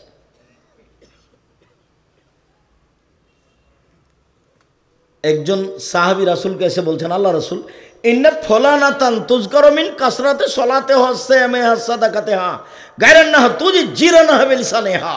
আল্লাহর নবী, একটা মহিলা বেশি বেশি সলাত আদায় করে সবাই বলছে, বেশি বেশি সিয়াম পালন করে সবাই বলছে, বেশি বেশি দান খায়রাত করে সবাই বলছে। সবাই যে বলছে যে খুব দান করে, খুব তাহাজ্জুদ পড়ে, খুব সিয়াম নফল সিয়াম পালন করে, মহিলাটা খুব ভালো, তবে মহিলাটা প্রতিবেশীকে কষ্ট দেয়। তখন আল্লাহ রাসূল বলছেন, হে ফিন্নার, ও জাহান্নামে যাবে। নেন এবার তাহাজ্জুদ কাজে লাগলো না। আপনি যে বিশ্বাস করেন না, আমি যে বলি যে 3 শ্রেণীর মানুষ জান্নাতে যাবে না, তার 1 শ্রেণীর মানুষ হচ্ছে রাজলাতু মিনান নিসায়ে, পুরুষের বেশধারী নারী, যারা পুরুষের জুতা স্যান্ডেল পরে, যারা পুরুষের শার্ট প্যান্ট পরে, যারা পুরুষের পোশাক পরে, গেঞ্জি গায়ে দিয়ে চলে, স্কিন পায়জামা পরে, এরা জান্নাতে যাবে না। 1450 বছর পূর্বের ঘোষণা। 2 অধ্যায়ুস এল্লাযী কুরিয়া ফিহাল আল খাবাসা, যে তার বাড়িতে বেহাইয়ের সুযোগ দিয়েছে। এই মেয়ে যার, এই মহিলা যে স্বামীর, ও কাপুরুষ স্বামী কিভাবে দিন কাটায়, ও তো কিছু বুঝে না, এমনিতেই পিতা। ওর মা তো কিছু বুঝে না, এমনিতেই মা। ওর বাপে বিবাহ দিয়েছে, স্বামীর কাছে গেছে, তাই বাচ্চা হয়েছে, সেই জন্য ও মা। মা কাকে বলে তার তো কোনোদিন হিসাব নেই। 1 মিনিট, একটু পরে সদাচরণে কথা আসছে, যেহেতু এখানে কথাটা মনে পড়েছে, মাথায় বারবার আঘাত করছে, একটু বলে নি। জাবের রাদিয়াল্লাহু তাআলা আনহু বলেন যে আমি একদা আল্লাহ রাসূলের সাথে যুদ্ধ করতে গেছিলাম, ফিরে আসছি, মদিনায় ঢুকবো। এখন ঢুকবো তো আল্লাহ রাসূল বলছেন, এই সাহাবীগণ সবাই এখানে বসেন, সকালে বাড়ি যাব। তো আমি জাবের বললাম, আল্লাহর নবী আমি তো নতুন বিবাহ করেছি, আমাকে একটু বাড়ি যেতে অনুমতি দেন। তখন আল্লাহ রাসূল অন্যদিকে চলে গেলেন, বললেন, ও তুমি নতুন বিবাহ করেছ, কুমারী মেয়ে বিবাহ করেছ না তালাকপ্রাপ্তা মেয়ে বিবাহ করেছ? তা বললাম, আল্লাহর নবী আমি তালাকপ্রাপ্তা মেয়ে বিবাহ করেছি। ওর স্বামী, ওর বিবাহ হয়েছিল, ওর স্বামী তাকে তালাক দিয়ে দিয়েছে, আমি তাকে বিবাহ করেছি। তো আল্লাহ রাসূল বলছেন, হাল্লা বিক্রম তোলায় বহ তোলায় বোকা, তুমি কুমারী মেয়ে কেন বিবাহ করলে না? তুমি তার সাথে খেলতেও, তোমার সাথে খেলতো। তুমি কুমারী মেয়ে কেন বিবাহ করলে না? তুমি তার সাথে খেলতেও, তোমার সাথে খেলতো। যাক, আল্লাহ রাসূল তো এই পর্যন্ত বললেন। এখন দেখেন জাবের কি বলেন। জাবের রাদিয়াল্লাহু তাআলা আনহু বলেন, আল্লাহ নবী শোনেন, আমার আব্বা উহুদের যুদ্ধে শহীদ হয়েছেন 9 জন মেয়ে রেখে, আমার 9টা বোন আছে। আল্লাহ রাসূল শোনেন, হাদিস কিন্তু বুখারী মুসলিম, আমার আব্বা উহুদের যুদ্ধে শহীদ হয়েছেন 9টা মেয়ে রেখে, আমার 9টা বোন আছে।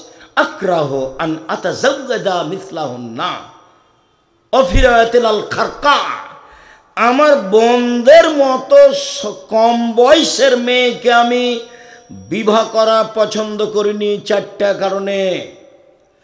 আমার বোনদের মতো কম বুদ্ধির মেয়েকে বিবাহ করা পছন্দ করিনি চারটা কারণে।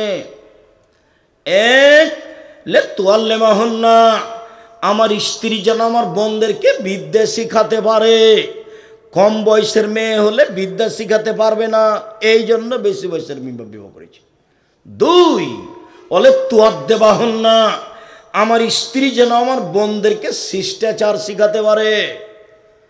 কম বয়সের মেয়ে হলে শিষ্টাচার শিখাতে পারবে না, এই জন্য বেশি বয়সের মেয়েকে বিবাহ করেছি, যাতে করে আমার 9টা বোনের শিষ্টাচার দিতে পারে। তিন, তুরাজ্জালাহুন্না, আমার স্ত্রী যেন আমার বোনদের মাথার চুল চিরুনি করে কাপড় চোপড় দিয়ে সাজগোজ করে পরিপাটি করে রাখতে পারে, এই জন্য আমি বেশি বয়সের মেয়ে বিবাহ করেছি। চার, তাকুমা আলাইহিন্না, আমার স্ত্রী যেন আমার বোনদেরকে পাহারা দিতে পারে। পাহারা মা মানে পাহারাদার। আমি আপনাকে কষ্ট দিনই, এখন আপনার মেয়েটা বসে আছে, নখ বড় আছে, বলেন তো আর আপনার স্ত্রী পাহারাদার? ওই স্ত্রী আপনার মেয়েকে বলিয়েন যে আম্মু তুমি তোমার মাকে খালা বলে, সৎমা বলে ডাকো, ও সৎমা, কষ্ট নিয়েন না। আমি জানি এটা তার মা, সৎমা নয়, কিন্তু আমি কোনোদিন স্বীকৃতি দিইনি। আমি বলেছি এটা তোমার সৎমা, এটা তোমার খালা। নবী বলেছেন নবীগণের বৈশিষ্ট্য 10টি, সব নবীর খাসলাত ছিল 10টি, সব নবীর অভ্যাস ছিল 10টি, সব নবীর নিয়ম নীতি ছিল, স্বভাব ছিল 10টি। এক, মুছ কেটে ফেলা, চেঁচে ফেলা নয়। দুই, দাড়ি বড় করা, চেঁচে ফেলা হারাম, ছোট করাও হারাম। চেঁচে ফেললে চোখের পাওয়ার কমে যায়, চেঁচে ফেললে স্ত্রী মিলনের ক্ষমতা কমে যায়। তিন, কাসুল আজফারে, নখ কেটে ফেলা। সব নবীর বৈশিষ্ট্য ছিল নখ কেটে ফেলা। আপনার চোখের সামনে আপনার মেয়ে নখ বড় দিয়ে আছে আর নেইল পালিশ দিয়েছে। ইহুদি খ্রিস্টানদের পতিতালয়ের মেয়েদের বৈশিষ্ট্য হচ্ছে নখে নেইল পালিশ দেওয়া। ইহুদি খ্রিস্টানদের পতিতালয়ের মেয়েদের বৈশিষ্ট্য হচ্ছে নখে নেইল পালিশ দেওয়া আর কপালে টিপ দেওয়া। হিন্দুদের নীতি, হিন্দুদের মেয়েদের বিবাহ করার 10টি পদ্ধতি আছে, তার একটি পদ্ধতি হলো রাক্ষসী বিবাহ। মেয়ের বাপ বিবাহ দিবে না, ছেলেটা জোর করে বিবাহ করবে, কপালে টিপ দিতে পারলে বিবাহ হয়ে গেছে। টিপ দেওয়া প্রথা হিন্দুদের পক্ষ থেকে এসেছে। আমি পিতা, আমি মা।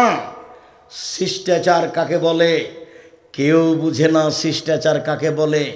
এমনি থাকে, খায়, পেশাব পায়খানা করে দিন কাটায়। শিষ্টাচার কেউ বুঝতে চায় না। শিষ্টাচার ঘোড়ার ডিম। আপনার স্ত্রী পাবনা শহরে একটা তরকারির বাটি কিনেছে, তরকারির বাটি, সেটা হলো রুই মাছ। এটা কোন শিষ্টাচার? আপনার স্ত্রী একটা আয়না কিনেছে, আয়না মুখ দেখার, চোখ দেখার, সেটা হলো কাতল মাছ। এটা কোন শিষ্টাচার? আপনার স্ত্রী কিছু প্লেট কিনেছে, তাতে আছে চিংড়ি মাছ। এটা কোন শিষ্টাচার? আপনার বাচ্চার পেশাব পায়খানার জন্য একটা পট কিনেছেন, সেটা হলো ঘোড়া। এটা কোন শিষ্টাচার? আপনার বাড়িতে শোকেজে আপনার স্ত্রী পুতুল সাজিয়ে রেখেছে, কাঁকড়া। এটা কোন শিষ্টাচার? আপনি আপনার পুতনির নাতনির জন্য ছেলের পক্ষ থেকে, মেয়ের পক্ষ থেকে তার জন্য পুতুল কিনে নিয়ে এসেছেন, হুজুরের বাড়িতে পুতুল আছে। এটা আবার কোন শিষ্টাচার? জাতির যদি রাস্তাঘাট করে দিতে না পারি, জাতির যদি স্কুল কলেজ করে দিতে না পারি, জাতিকে চূড়ান্ত সঠিক ধর্ম দিতে পারবো ইনশাআল্লাহ। ধর্মের ব্যাপারে জাতিকে ফাঁকি দিয়ে পরকাল হারাতে রাজি নেই, কোন সময় রাজি নেই আমি। ছবি, মূর্তি, পুতুল সর্বদা হারাম। রাসূল সাল্লাল্লাহু আলাইহি ওয়াসাল্লাম বলছেন, আল্লাহ তাআলা বলেছেন, ইন্নাল্লাহা হাররামাল খামরা ওয়াল মাইসিরা ওয়াল খিনজিরা ওয়াল আসনাম অফিরাতিন বায়াল আসনাম। যেই ভাষা দিয়ে মদ হারাম করা আছে, যেই ভাষা দিয়ে জুয়া হারাম করা আছে, যেই ভাষা দিয়ে সুর, শুকুর হারাম করা আছে, ওই ভাষা দিয়ে পুতুল কিনা হারাম ঘোষণা করা আছে। ওই ভাষা দিয়ে পুতুলের ব্যবসা হারাম ঘোষণা করা আছে। ভাষা একই, সবটারই হারামা। সুর হারামা, মদ হারামা, জুয়া হারামা, পুতুল হারামা, একই শব্দ, একটাই শব্দ দিয়ে হারাম করা আছে সব। কেমনে আপনার বাসায় পুতুল থাকতে পারে? এটা কেমনে শিষ্টাচার হয়? আমি এক মন্ত্রী এমপিকে বলছি, ভাইজান একটু মূর্তিটা নামাতে হবে ভাইজান, না হলে তো আমি এখানে বসতে পারবো না। তখন আমাকে বলছেন, আরে আমি খাঁটি আহলে হাদিস, তাই বলছে আমাকে। তখন তার পাশে বাঘের মূর্তি আছে। আমি যে ভাইজান আমাকে মাফ করবেন, যদি আপনার এই সরানো সম্ভব না হয় তাহলে আমি চলে যাচ্ছি। আচ্ছা আচ্ছা ঠিক আছে বসেন, আমি সরাচ্ছি। সরিয়ে দিল, তখন আমি বসলাম। একজন মাওলানা নোয়াখালীতে এক বাড়িতে বসে আছে ঘরে, তো আমি দরজায় সালাম দিচ্ছি, আসসালামু আলাইকুম। তারপর ঘরে দেখছি সব ভেন্টিলেটার, বুঝেন আপনারা ভেন্টিলেটার বুঝেন, সব ঘোড়া। তো বলছি ইন্না লিল্লাহ, ভাইজান আমি এখানে যে বসবো না, যদি সম্ভব না হয় তাহলে আমি ফিরে যাব। কি করতে হবে বলেন? বলে সব ভেন্টিলেটার ভেঙে দিতে। বলে ঠিক আছে তাই করছি। আপনি আমার বাসা থেকে ফিরে যাবেন মানে? সব ভেন্টিলেটার ভেঙে ফেলে দিলাম, সব ভেঙে ফেলে দিয়েছে, তারপরে ঢুকেছে। একজন হুজুর আগে থেকে বসে আছে। রংপুরে না, এটা দিনাজপুর শহরে যারা নির্বাচনের মধ্যে ব্যস্ত থাকে, ওর অফিসে চতুর্দিকে মূর্তি আছে। তো মৌলানা সাহেব বসে আছেন, মৌলানা সাহেব মারা গেছেন সেদিনই, কণ্ঠ বন্ধ হয়ে গেছিল, বড় মৌলানা। তা আমি দরজায় সালাম দিচ্ছি, আসসালামু আলাইকুম, ইন্না লিল্লাহি ওয়া ইন্না ইলাইহি। ভাইজান আপনি এখানে যে? আরে আপনি মহাদ্দেশ মানুষ, এ কথা আমাকে বলছে। তা আমি ঘুরে বলছি, এই ছেলে চলো তো, রিক্সা কোথায়? আমার এখানে থাকা হবে না। তা আমি চলে গেলাম। কোথায় নিয়ে যে রাখলো, ও ঘরেই বসিনি আমি। অনেক দিন যে ঘরে বসতে দিয়েছে সে খাটে আছে ময়ূর, ওটা না কাটা পর্যন্ত ঘরে বসিনি। কোনো আপোষ নেই। কেমনে আপনার স্ত্রীটা কিনতে পারে? আল হাদিস তো বহু দূরের কথা। আল হাদিস মুনাফিকি ছাড়া কিছুই নয়। পুতুলের সাথে আপনার আপোষ কি করে হলো? আপনি কি ইমানদারি দেখাতে চাচ্ছেন? কি হিসাব আপনার? কয় টাকার মালিক আপনি? কি বিবেচনা করেন? বাড়িতে ঢুকে যত ছবি, মূর্তি, পুতুল, কাঁকড়া আছে সবকে ভেঙে চৌচির করে ঘুমাতে হবে, তাহলে আপনি মুমিন বক্তব্য শুনেছেন। অন্যথা আপনি আমার বক্তব্যের সাথে মুনাফিকি করেছেন। আমার বক্তব্যের সাথে মুনাফিকি করে কোনো লাভ নেই। মুহাম্মদ সাল্লাল্লাহু আলাইহি ওয়াসাল্লাম বাড়িতে ঢুকলে ছবি, মূর্তি, পুতুল, কাপড় চোপড় যা থাকতো, যাতে ছবি থাকতো ছিঁড়ে ফেলে দিতেন, তারপরে ঢুকতেন। একথা আয়েশা রাদিয়াল্লাহু তাআলা আনহা বলেন, হাদিস বুখারী মুসলিম। যাওয়ার সময় একটা বই নেবেন, উপদেশ, একটা আলোচনা আছে ছবি মূর্তি, নিজে দেখেন। বইয়ের নাম উপদেশ, আলোচনার নাম ছবি ও মূর্তি। এর সাথে আপনার আপোষ ভালোবাসা কেন? আমাকে বলছে আব্দুর রাজ্জাক সাহেব, আমার আম্মাকে ভালোবাসি, সেই জন্য আমার আম্মার ছবি সুন্দর করে সাজিয়ে আমি অফিসে রেখেছি। আমি বলছি আপনি কুসন্তান। ইন্না লিল্লাহ, বলেন কি আপনি? জি। একই কথা। বলে ভালো সন্তান হচ্ছে ওই যে মাকে কবর দিয়ে এসে বাড়িতে ঢুকে মায়ের পাসপোর্ট সাইজের একটা ছবি ছিল, তাকে টুকরা টুকরা করে ছিঁড়ে ফেলে কবরের পাশে গিয়ে কোনো দোয়া জানে না, হাত তুলে বলছে আল্লাহ আমার মাকে ক্ষমা করো। এই সবচেয়ে ভালো সন্তান। এ হলো সুসন্তান। যে মাকে ভালোবাসা দেখাচ্ছে ছবি দিয়ে হলো কুসন্তান, অশিক্ষিত সন্তান। ওকে যদি আমি বর্বর, অসভ্য, অশিক্ষিত প্রমাণ করতে না পারি, জাতির সামনে বক্তব্য দিব না। 30 বছর থেকে বলে এসে আজকে নতুন নয়। সম্মানিত দিনী ভাই বোন, আপনার স্ত্রী আপনার বাচ্চাটার জামার হাতখানটা ডান হাত ঢোকাবে না বাম হাত ঢোকাবে এ কথা জানা নাই। শিষ্টাচার কাকে বলে? আপনার স্ত্রী আপনার বাচ্চার কোন পায়ের জুতাটা আগে পরাবে এইটা তার জানা নাই। শিষ্টাচার কাকে বলে? আপনার স্ত্রী আপনার বাচ্চাকে দুধ খাওয়ার সময় বিসমিল্লাহ বলে না, এটা তার জানা নাই। শিষ্টাচার কাকে বলে? যতবার আপনার স্ত্রী বাচ্চাকে দুধ খাওয়াচ্ছে, যদি আপনার স্ত্রী বিসমিল্লাহ না বলে, এ দুধ শয়তান খাবে, নিশ্চিত খাবে, অবধারিত খাবে, খাবেই খাবে। নবী বলেছেন খাবে, অতএব খাবে। আপনার স্ত্রী দরজাটা বন্ধ করে বিসমিল্লাহ বলে না, শিষ্টাচার কাকে বলে? আপনার স্ত্রী আপনার বাচ্চা যখন পানি খায় তখন বাম হাতে গিলাস ধরে থাকে, আপনার স্ত্রী বলে না ছি ছি ছি আব্বু আব্বু আব্বু, বাম হাতে শয়তান খায়, বাম হাতে শয়তান খাবো, ডান হাতে ধরো, ডান হাতে ধরো। এই কথা আপনার স্ত্রী বলে না। শিষ্টাচার কাকে বলে? পেশাব পায়খানা যাওয়ার সময় আপনার স্ত্রী বলে না দোয়া পড়ে ঢোকো। শিষ্টাচার কাকে বলে? শোয়ার সময় ডান কাতে শয়, কথা আপনার স্ত্রী বলে না। শিষ্টাচার কাকে বলে? আম্মু আমাকে সালাম দিয়ে বাড়ি থেকে বের হও, আপনার স্ত্রী বলে না শিষ্টাচার কাকে বলে। আম্মু বাড়িতে ঢোকার সময় সালাম দিয়ে ঢুকতে হবে, আপনার স্ত্রী বলে না শিষ্টাচার কাকে বলে। শিষ্টাচার কি জিনিস? শিষ্টাচার না আমি জানি না আমার স্ত্রী জানে, দুইজন মিলে থাকি আর খায় আর পেশাব পায়খানা করে আর দিন কাটাই পশু প্রাণীর মতো। বুঝেও বোঝে না ওরা, অন্তর আছে বুঝে না, দেখেও দেখে না ওরা, চক্ষু আছে দেখে না, শোনেও শোনে না ওরা, কান আছে শোনে না। উলায়েকা কালানাম, তারা পশু প্রাণীর মতো, তারা গরু ছাগলের মতো, তারা কুকুর শৃগালের মতো, বালুমাজাল বরং তার চেয়ে খারাপ। আল্লাহ বলছে আমার আপনার জীবিকা নির্বাহ পশু প্রাণী কুকুর শৃগালের চেয়ে খারাপ। এটা তো পাবনা, রংপুর হলে বলতাম, বৃহত্তর রংপুর, বৃহত্তর দিনাজপুর, বলতাম এই ছেলে তোমার আব্বাকে যদি আমি কুকুর শৃগালের চেয়ে খারাপ প্রমাণ করতে না পারি বক্তব্য দেব না। কিভাবে আব্দুর রাজ্জাক সাহেব? তোমার দাদা মরা 10 বছর হলো, তোমার দাদা 15 শতক জমি রেখে গেছে, তোমার বাপ নিবে 10 শতক, তোমার ফুফু নিবে 5 শতক, তোমার ফুফু নিবে বিকালে আর তোমার বাপ নিবে সকালে, এটা প্রমাণ করো দেখি। বলে না একসাথে নিবে। তো 10 বছর হলো তোমার দাদা মরা, এখন পর্যন্ত তোমার বাপ তোমার ফুফুকে জমি দেয়নি, বলো তোমার বাপ কুকুর শৃগালের চেয়ে খারাপ না ভালো? তো বলছে ঠিক বলেছে। এখন কি করতে হবে? তুমি তো বলছো ঠিক বলেছে, এখন কি করতে হবে? এখন তোমার আব্বাকে গিয়ে বলবো আব্বা ভাগ্য নিয়ে এসেছি, আব্বা ভাগ্য ছেড়ে আসেনি। ভাগ্যে যদি জমিদারি থাকে জমিদারি করে খাবো, ভাগ্যে যদি ভিক্ষা চাওয়া থাকে ভিক্ষা করে খাবো, ফুফুর জমি খেয়ে বাঁচতে রাজি নয়। সকাল হতে হতে ফুফুকে ডেকে আপোষ করে জমি বুঝিয়ে দেন। পাবনাতে এই হিসাব নেই, বাপ মরার সাথে সাথে জমি ভাগ করে দেয়, থাকলে খুবই কম।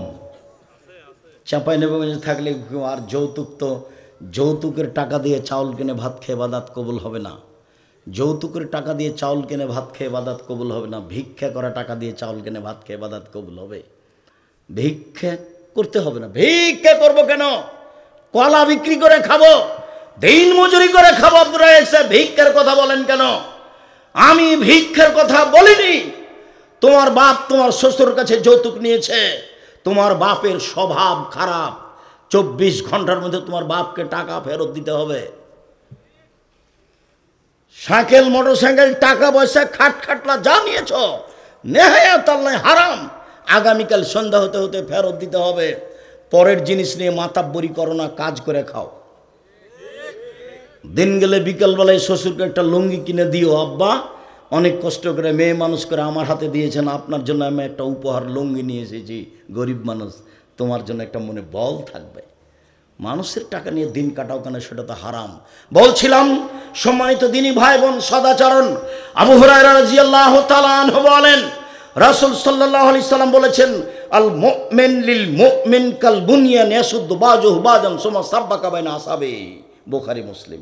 আল্লাহ রাসূল বলছেন একজন মুমিন আর একজন মুমিনের সাথে এইরকম, একজন মুসলমান আর একজন মুসলমানের সাথে এইরকম, সুমা সাব্বাকা বাইনা আসাবিহি, প্রাচীরের মতো, এইরকম প্রাচীরের মতো। তারপর প্রাচীর দেখাচ্ছেন, ডান হাতকে বাম হাতের আঙ্গুলের মধ্যে ঢোকালেন। দেখেন দেখেন মহিলার দেখতে পাই কি না, আঙ্গুল যেমন একটা আর একটার মধ্যে ঢুকে গেল। সারা পৃথিবীর মুমিন মুসলমান এরকম একসাথে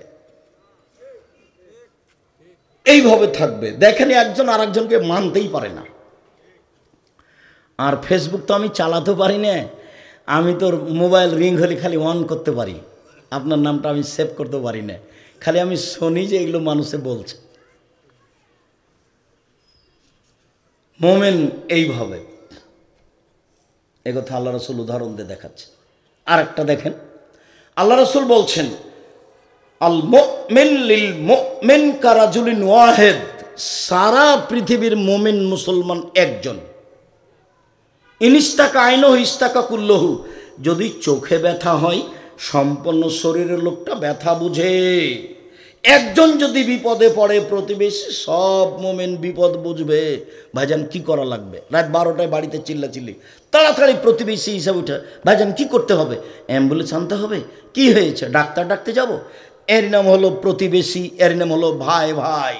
একেবারে একজন বিপদে পড়েছে আর একজন জানতে পেরে বলছে ঠিক হয়েছে, ঠিক হয়েছে, উচিত হয়েছে। নাউজুবিল্লাহ। আমি গরু জবাই করতে দেখেছি নিজ চোখে। তো আবার প্রতিষ্ঠানের ব্যাপার, আমি আর আগাচ্ছি না, এ পর্যন্ত থাকলাম। আমি নিজে হাতে গরু জবাই করতে দেখেছি, ইমান কবে বিক্রি হয়ে গেছে কি বুঝাতে চাচ্ছে না আমাকে তাহাজ্জুদ পড়ে। কিছু না বুঝলেও কোরআন হাদিস মোটামুটি ভালো বুঝে আলহামদুলিল্লাহ আপনাকে আমি সঠিক পথ দেখাতে পারবো কোরআন হাদিসের ব্যাপারে, এটা আমার দৃঢ়তা কাজ করে ইনশাআল্লাহ। অতএব আপনি আমার দিনী ভাই, আপনি আমার দিনী বোন, আপনাকে আমি অনুরোধ জানাচ্ছি, মুখ খারাপ করে কাউকে কিছু বলে নিয়ে দিন কাটাবেন না, আচরণ খারাপ করে কাউকে কিছু বলে নিয়ে দিন কাটাবেন না, ক্ষমতা দেখিয়ে আরেকজনের সাথে কথা বন্ধ করে দিন কাটাবেন না, দল সংগঠন করে মানুষের ভিতরে হিংসা বিদ্বেষ তৈরি করে আরেকজনকে খাটো করে অপমান করে দিন কাটাবেন না, কিছুই হবে না। দিন শেষে দেখবেন যে আপনি মারা গেছেন, সব থেকে গেছে। সব আমল এভাবেই থেকে গেল, দিন ছেড়ে চলে যেতে হলো পৃথিবী। কত লোক আমাদের চোখের সামনে চলে গেল, আপনি বিবেচনা করলে দেখবেন কত খালা ফুফু মা বোন আত্মীয় স্বজন সব চলে গেল চোখের সামনে, সবাই নিজ নিজ আচরণ রেখে চলে গেছে। এই জন্য সবাই যেন ভালো বলে কিভাবে করতে হবে, কিভাবে চলতে হবে। ছাড় না দিলে পরস্পর ভালোবাসা টিকবে না। আমার কিসের কম আছে, আমি ওর চেয়ে কী কম? বাড়িঘর নেই আমার, জমি জায়গা নেই আমার, তার পিছে পড়তে হবে, তার হাত ধরতে হবে, তার সাথে কথা বলতে হবে, কিসের ঠেকা বেঁধেছে? এইগুলো হলো গর্ব, এগুলো হলো অহংকার। আপনি মাটির মানুষ, বাস যেই সামনে আসবে তার কাছে ক্ষমা নেবেন, নিজে যে ক্ষমা নেবেন। মান তো উপরওয়ালা দিবে, মান কে দিবে? উপরওয়ালা দিবে। আপনাকে আবার আমি বলে কথা কষ্ট দিতে চাইনি, জামিয়া সালাফে প্রত্যেক দিন বিকালে আমি অনুমান করেছি 50,000 থেকে লাখ টাকা বিল লাগে প্রতিদিন। লেবার মিস্ত্রি, টিন মিস্ত্রি, কাঠ মিস্ত্রি, সিমেন্ট মিস্ত্রি, কত যে মিস্ত্রি আছে, প্রায় সব জমি কিনা, প্রায় সব কিনা। আর বেতন লাগে 32 লক্ষ টাকা মাসে, 32 লক্ষ। যে রূপগঞ্জে যে জমি মসজিদটা তৈরি হচ্ছে, 2 একর জমির ওপরে, 6 বিঘা জমির ওপরে, যার একতলাতে 10,000 মানুষ সালাত আদায় করতে পারবে। সব জমিগুলো কিনা, 3 লক্ষ টাকা শতক আছে, 200 শতক, পুরো প্রায় 100 বিঘা জমি। তা আমি তো নিঃস্ব মানুষ, আমি তো কোনো ব্যবসা করি না। আমি হচ্ছি রাজশাহী চাঁপাইনবাবগঞ্জের কচুর পাতার পানি, টলমল টলমল এই পড়লো এই পড়লো এই পড়লো। আমি ব্যক্তিগত কিছু না। জামিয়া সালাফে কোনো বিত্তশালী দিয়ে চলে না, জামিয়া সালাফে বৈদেশিক কোনো পয়সা দিয়ে চলে না, জামিয়া সালাফে কোনো সংস্থা দিয়ে চলে না, জামিয়া সালাফের সরকারি অনুদানে চলে না, জামিয়া সালাফের রসিদ বহি বাহিরে ব্যবহার হয় না। কোনো শিক্ষক রসিদ না আদায় করতে যাইতে পারবে না, নিষেধ আছে। রসিদ ধরা পড়লে তার জরিমানা হবে। বাস বেতন 25 তারিখ থেকে 1 তারিখের মধ্যে বেতন পাবে, নিয়ে যাবে, সংসার করে খাবে, এসে ক্লাস নেবে। এটা হলো জামিয়া সালাফে। আলহামদুলিল্লাহ চলছে। যার নিচে তেমন কিছু নেই, নিঃস্বের ওপরে, আল্লাহর ওপরে ভরসা করেন, নত হয়ে চলতে শিখেন, আল্লাহ আপনার প্রতি দয়া করবেন যখন, তখন সব সহজ হয়ে যাবে।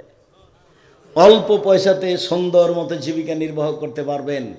আর ব্যবসা করলে বড় থেকে বড় ব্যবসা করার চেষ্টা করবেন, কোটি টাকার মালিক হব। অসহায় মানুষের পাশে দাঁড়ানোর জন্য, সরকারকে উঠানোর জন্য, নামানোর জন্য নয়। অসহায় মানুষের পাশে দাঁড়িয়েই জান্নাত কিনবো, এই জন্যই টাকা ইনকাম করছে, দিনরাত চিন্তা ভাবনা করছে। অসহায় মানুষের পাশে দাঁড়িয়ে জান্নাত কিনতে চাই, এই জন্যই বড় বড় ব্যবসা করি, অন্য কোনো লক্ষ্য উদ্দেশ্যে নেই। এইটা আপনার থাকলে পথ সহজ হবে, আল্লাহ সন্তুষ্ট হবেন। সম্মানিত দিনী ভাই বোন, চলেন পারিবারিক সদাচরণ। রাসূল সাল্লাল্লাহু আলাইহি সাল্লাম বলেন, মান আলা সালাসা বানাতিন, কেউ যদি কাছাকাছি চলে এসেছি, বিরক্ত হবেন না, আজকের মতো শেষ করতে যাচ্ছে। কেউ যদি 3টে ছেলে মেয়ে লালন পালন করে, 3টে মেয়ে, তো দেখেন তো মেয়ে কিভাবে লালন পালন করতে হয়। কষ্ট নিয়েন না, আপনাকে আমি ভালোবাসি। 1, আল্লামাহুন্না, মেয়েকে বিদ্যা শিখিয়ে দিল। 2, আদ্দাবাহুন্না, মেয়েকে শিষ্টাচার শিখিয়ে দিল। বলেন তো ভাইজান, শিষ্টাচার কি জিনিস? আপনি মাথায় টুপি দিয়ে আছেন, আপনার মেয়েটা স্কিন পায়জামা পরে আছে, এটা কি শিষ্টাচার? আপনার মেয়েটা মাথার চুল ছোট করে আপনার সাথে আছে, আপনি হাজি মানুষ, এটা কি শিষ্টাচার? আল্লাহ নবী বলছেন মেয়েকে শিষ্টাচার শিখিয়ে দিল।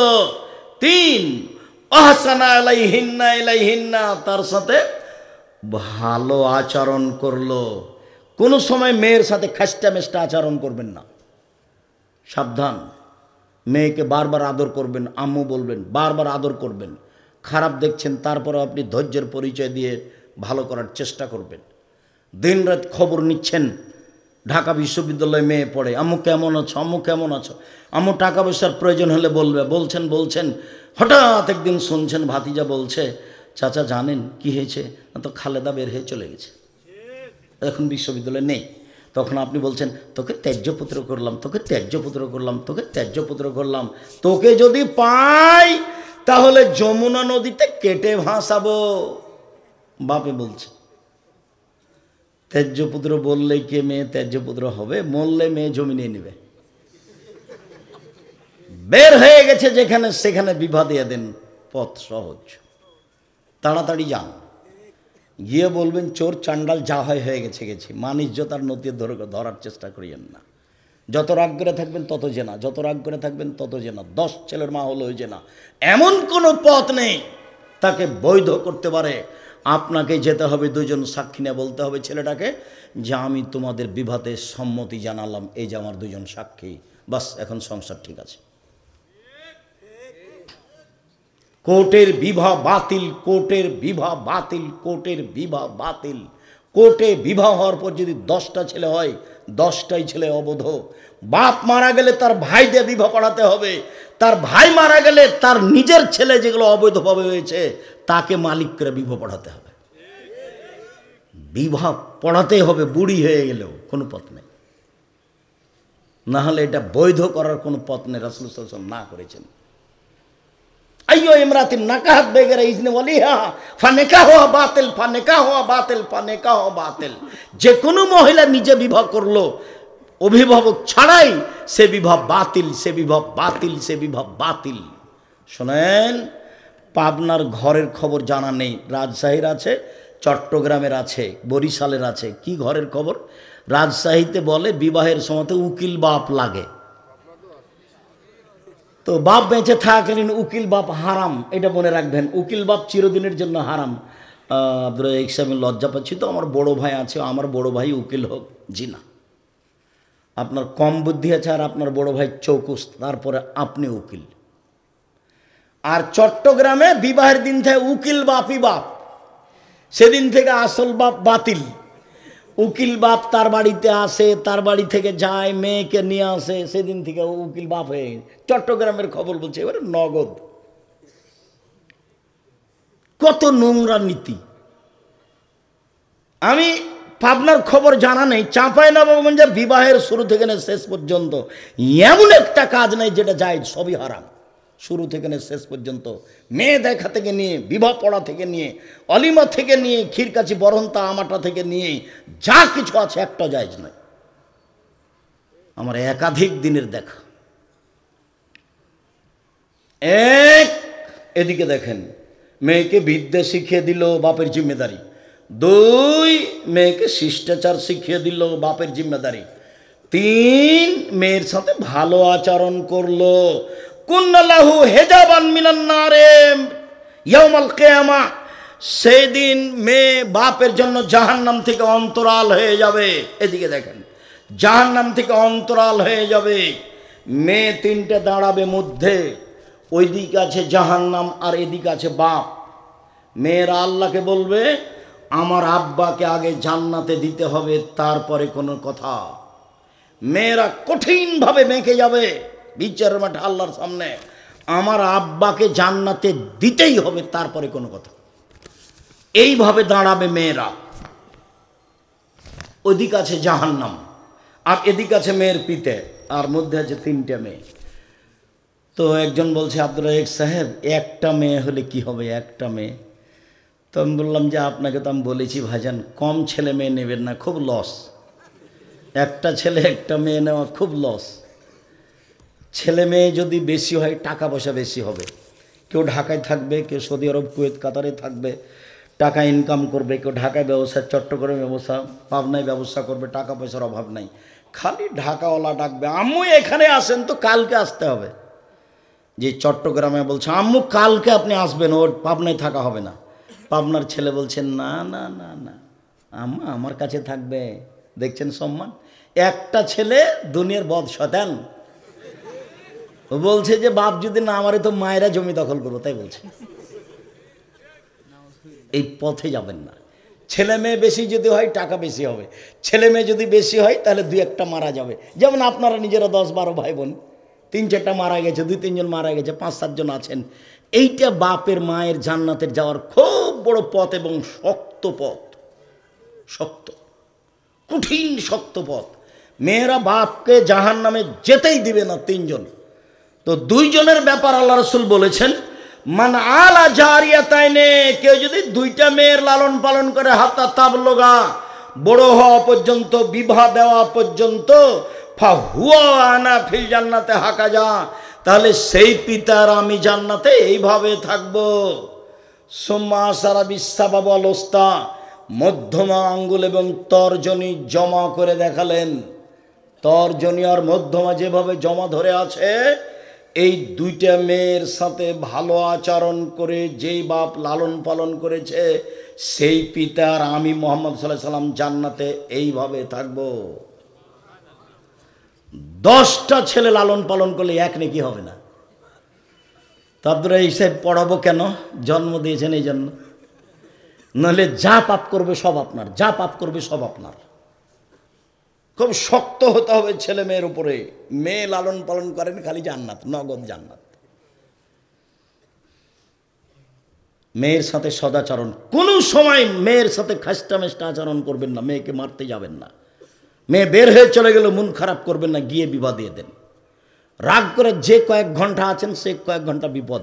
মেয়েকে বিশ্ববিদ্যালয়ভাবে পড়াতেই হতো না, আর ডাক্তারি শিখাবেন মেয়েকে।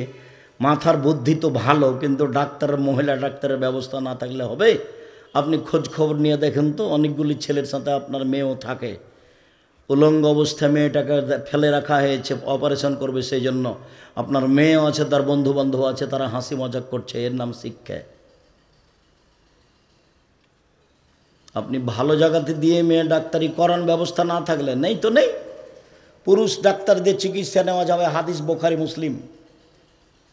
আপনি চিকিৎসা নিয়েন না, ভালো কথা তো।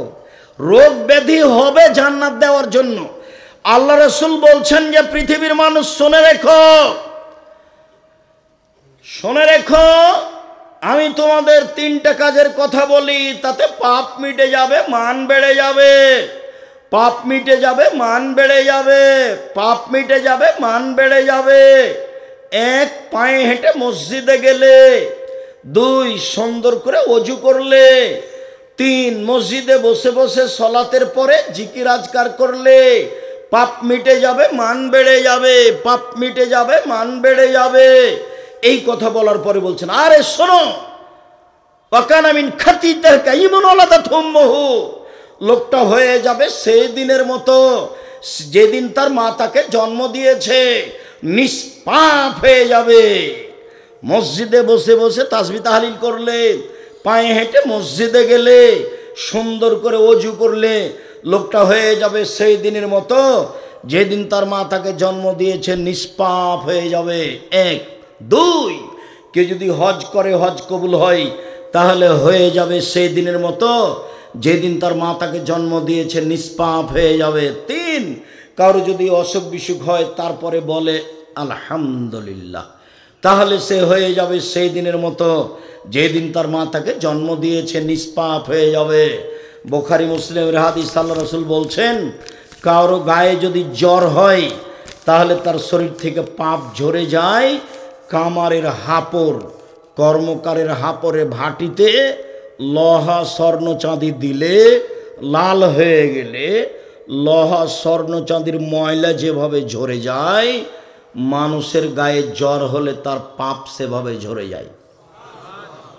বুখারী মুসলিমের হাদিস। নিষ্পাপ হয়ে যায়। ছেলে মেয়েকে লালন পালন করলে মেয়েরা তার জন্য জাহান্নাম থেকে অন্তরাল হয়ে যাবে। নবীর সাথে জান্নাতে থাকতে পাবেন মেয়েকে লালন পালন করে।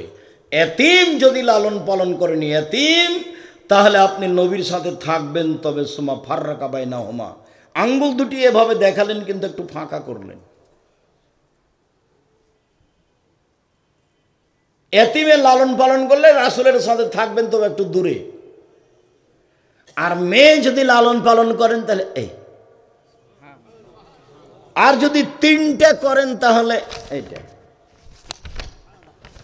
বোঝা যায় না? এগুলো আমি বলিনি, এগুলো কে বলেছেন? মুহাম্মদ সাল্লাল্লাহু আলাইহি সাল্লাম বলেছেন। দেখেন আপনি উপদেশ বইয়ে সদাচরণ নারীদের সাথে শুনুন, পারিবারিক সদাচরণ কয়েকটা, শেষের দিকে চলে আসলাম। পারিবারিক সদাচরণ।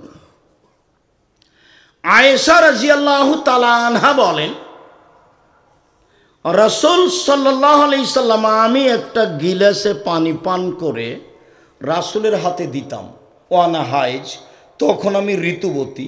ফায়াদাও ফাহু ফি মাওদিফিয়া, দেখি তিনি গিলাসটা হাতে করে ওইখানে মুখ লাগিয়েছেন যেখানে মুখ লাগিয়ে আমি পানি পান করেছি। স্ত্রীর সাথে সদাচরণ। পক্ষান্তরে হিন্দুরা বলেছে মেয়েদের জমি দিতে হবে না, মেয়েরা বাপের জমি পাবে না, ওরা নারীদের সাথে ভালো আচরণ করেনি। খ্রিস্টানেরা বলেছে মেয়েরা হচ্ছে উপভোগের বস্তু, যতদিন তার উপভোগের বয়স আছে উপভোগ করতে হবে, তারপরে তাকে বৃদ্ধ আশ্রমাগারে দিয়ে দিতে হবে। মুসলমানের জন্য বৃদ্ধাশ্রমাগার হারাম। ওর ছেলে দেখবে, ওর মেয়ে দেখবে, সবচেয়ে সম্মানী বস্তু বাপ মা, তারা দেখবে। এরপরে ইহুদিরা বলেছে যে মহিলারা হচ্ছে ডাইনি, ওরা স্বামীকে খেয়ে নেয়। পৃথিবীতে সবচেয়ে খারাপ জিনিস হচ্ছে মহিলা, ইহুদিরা বলছে। হিন্দুরা আরও বলেছিল বিধবা মেয়ের বিবাহ হবে না, সতীদাহ স্বামীর সাথে চলে যেতে হবে। বঙ্কিমচন্দ্র, রাজা রামমোহন রায়, ঈশ্বরচন্দ্র বিদ্যাসাগর কিছু কিছু চেষ্টা করেছে, সব সম্মান দিয়েছেন মুহাম্মদ সাল্লাল্লাহু আলাইহি সাল্লাম নারীদের, তাদের সম্মান দিয়ে ভরে ফেলেছেন। আল্লাহর নবী বলছেন, পৃথিবীর মানুষ শুনে রেখো, নারীরা যদি 4টা কাজ করতে পারে জান্নাতের সব দরজা খোলা। 1, 5 ওয়াক্ত সালাত, 2, রমজান মাসে রোজা, 3, স্বামীর সাথে ভালো আচরণ, তিতে লাগলেও মিঠা লাগলেও, 4, জেনায় লিপ্ত না হওয়া। জান্নাতের সব দরজা খোলা, সবটাই।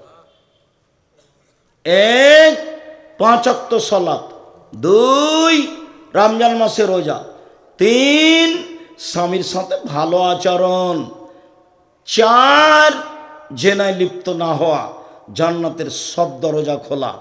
এরকম সুযোগ পুরুষ মানুষের নেই, কিয়ামত পর্যন্ত হবে না। আরো শোনেন, 1, আর নবীও ফিল জান্নাহ, নবীগণ জান্নাতে যাবেন। 2, আর শহীদ ফিল জান্নাহ, শহীদেরা জান্নাতে যাবে। 3, ও সিদ্দিক ফিল জান্নাহ, সত্যবাদীরা জান্নাতে যাবে। 4, আর নিসা মিন আহলিল জান্নাহ, মহিলারা জান্নাতে যাবে। এই কথা বলে আল্লাহ রাসূল থামলেন না, আর একটু বললেন, হ্যাঁ, তবে ওইসব মহিলা যারা স্বামীর সাথে ভালো আচরণ করে, কোনো সময় স্বামী রাগ করলে হাত ধরে বলে, যতক্ষণ পর্যন্ত আপনি খুশি না হবেন ততক্ষণ পর্যন্ত আমি কোনো কিছু খাবো না, এই মহিলা জান্নাতি নারী। আল্লাহ রাসূল বলেন, খায়রুন নিসা, মহিলাদের মধ্যে সবচেয়ে ভালো মহিলা 1, স্বামীর সাথে কথা বললে হাসি মুখে বলে। 2, স্বামীকে মেনে চলে, স্বামীর সাথে ভালো আচরণ করলে, আদেশ করলে মান্য করে। 3, স্বামী বাড়িতে না থাকলে নিজেকে হেফাজতে রাখে, স্বামীর সম্পদ এবং নিজেকে কারোর সাথে মোবাইলে কথা বলে না, নিজেকে কারোর কাছে বিলিয়ে দেয় না। স্বামী না থাকলে স্বামীর অর্থ সম্পদ নিজের বাপ ভাইকে দিয়ে দেয় না, বন্ধু বান্ধবকে দিয়ে দেয় না, এ হলো সবচেয়ে দামি মহিলা। স্বামীর সাথে ভালো আচরণ। আল্লাহ রাসূল বলছেন, চারটে জিনিস আছে যার, সব কিছু আছে তার। চারটে জিনিস আছে যার, সব কিছু আছে তার। চারটে জিনিস নেই যার, কোনো কিছু নেই তার। এক, আলমারাতুস সলেহা, ভালো স্ত্রী, যে স্বামীর সাথে ভালো আচরণ করে। দুই, ভালো প্রতিবেশী। প্রতিবেশী কাকে বলে জানেন? প্রতিবেশীর ছেলেটা, আপনার ছেলেটা এভাবে খাওয়ার পানিটা প্লেট থেকে চালিয়ে দিয়েছে, আর প্রতিবেশীর দেওয়ালে গিয়ে লেগে গেছে, এই যে লেগে গেল। তিন, আলমার কাবুল হানি, একটা ভালো গাড়ি, যে গাড়ির চাকা নষ্ট হয় না, যে সাইকেলের চেন পড়ে না, যেই গরু ঘাড়ে জোয়াল নিয়ে ফেলে দেয় না। ভালো বাহন, ভালো বাহন যার, সুখময় জীবন তার। চার, আল বাইতুল ওয়াসে, প্রশস্ত ঘর, অন্তত মেহমান যে ঘরে বসবে সে ঘরটা বড় করবেন। আর বহু পুরাতন কথা এখানে বলে রাখলাম একটা, বাপের স্বভাবে ফিরে যাবেন চিরদিন। বাপের স্বভাবে। আব্দুর রাজ্জাক সাহেব, বাপের স্বভাব মানে কেন? আপনার আব্বা ইশার সলাত আদায় করে যখন মসজিদ থেকে বের হতো, তখন দেখতেন মসজিদে ওদিকে ওদিকে ওই যে একটা মুসাফির, ও মুসাফির ভাই বাড়ি কোথায়? ফরিদপুর। কোথায়? ভাঙা।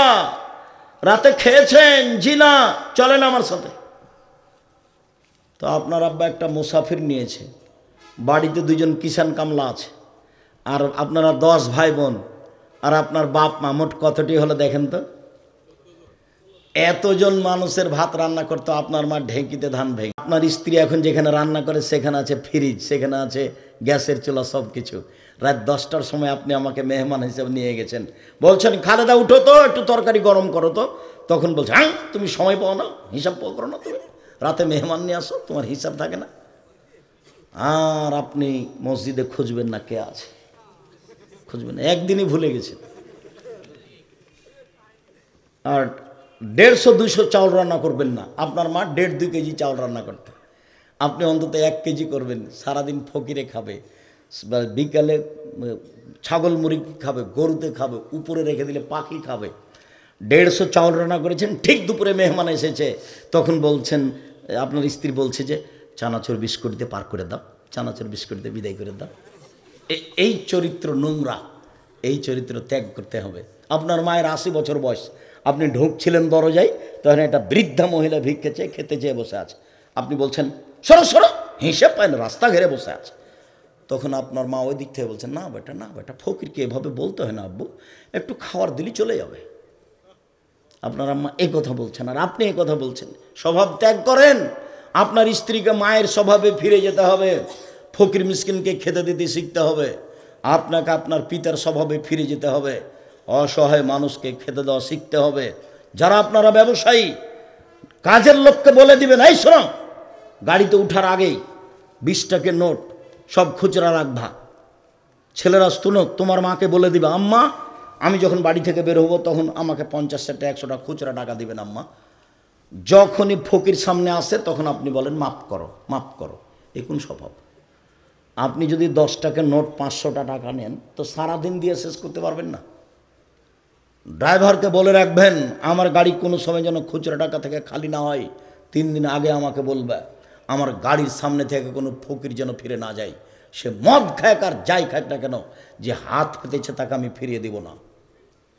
দরকার হলে 10 টাকা রাখবেন, দরকার হলে 5 টাকা রাখবেন, মানুষকে দিয়েই জান্নাত কিনবো ইনশাল্লাহ, যা রাসূল সাল্লাল্লাহু আলাইহি ওয়াসাল্লাম বলেছেন। সম্মানিত দিনী ভাই বোন, আবার আমি অনুরোধ জানাচ্ছি, আমার বোনদের বলছি, সম্মানিত দিনী বোন, আপনাদেরকে আমি অন্তর থেকে ভালোবাসি, আপনাদের পরকাল কামনা করি। মর্মে স্বামীর সাথে ভালো আচরণ করতে হবে, এই কথাই ঠিক। আব্দুর রাজ্জাক সাহেব চিরদিন শুধু স্বামীর পক্ষে বললেন, আমাদের তো বললেন না।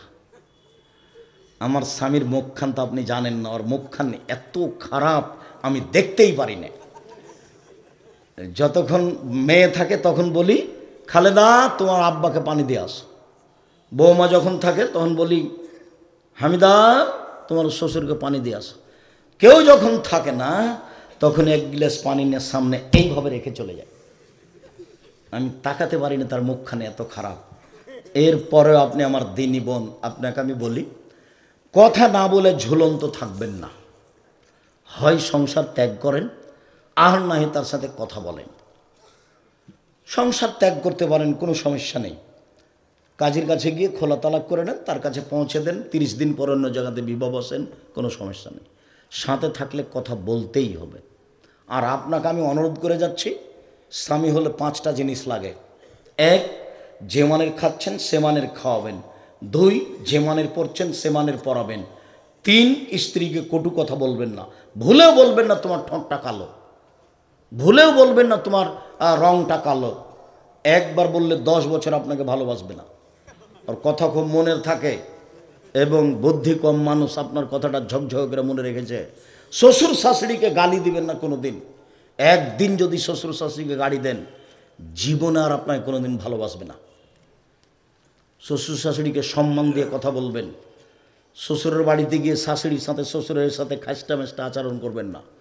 আজ থেকে যদি এরকম কথা আমি জানতে না পারি, আপনি করেন না। আপনাকে আমি অনুরোধ জানাচ্ছি, যান্ত্রিক যুগ যারা আমার সামনে আছে, যন্ত্রের মাধ্যমে যেখানে যারা সময় অবগত হবে, সব দিনই ভাই বোনকে অনুরোধ জানাচ্ছি, শ্বশুর শাশুড়ির সাথে ভালো আচরণ করতে হবে, এরাই বাপ মা।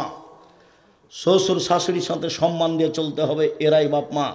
প্রতিবেশীর সাথে ভালো আচরণ করতে হবে, এরাই আত্মীয় স্বজন, এরাই প্রতিবেশী।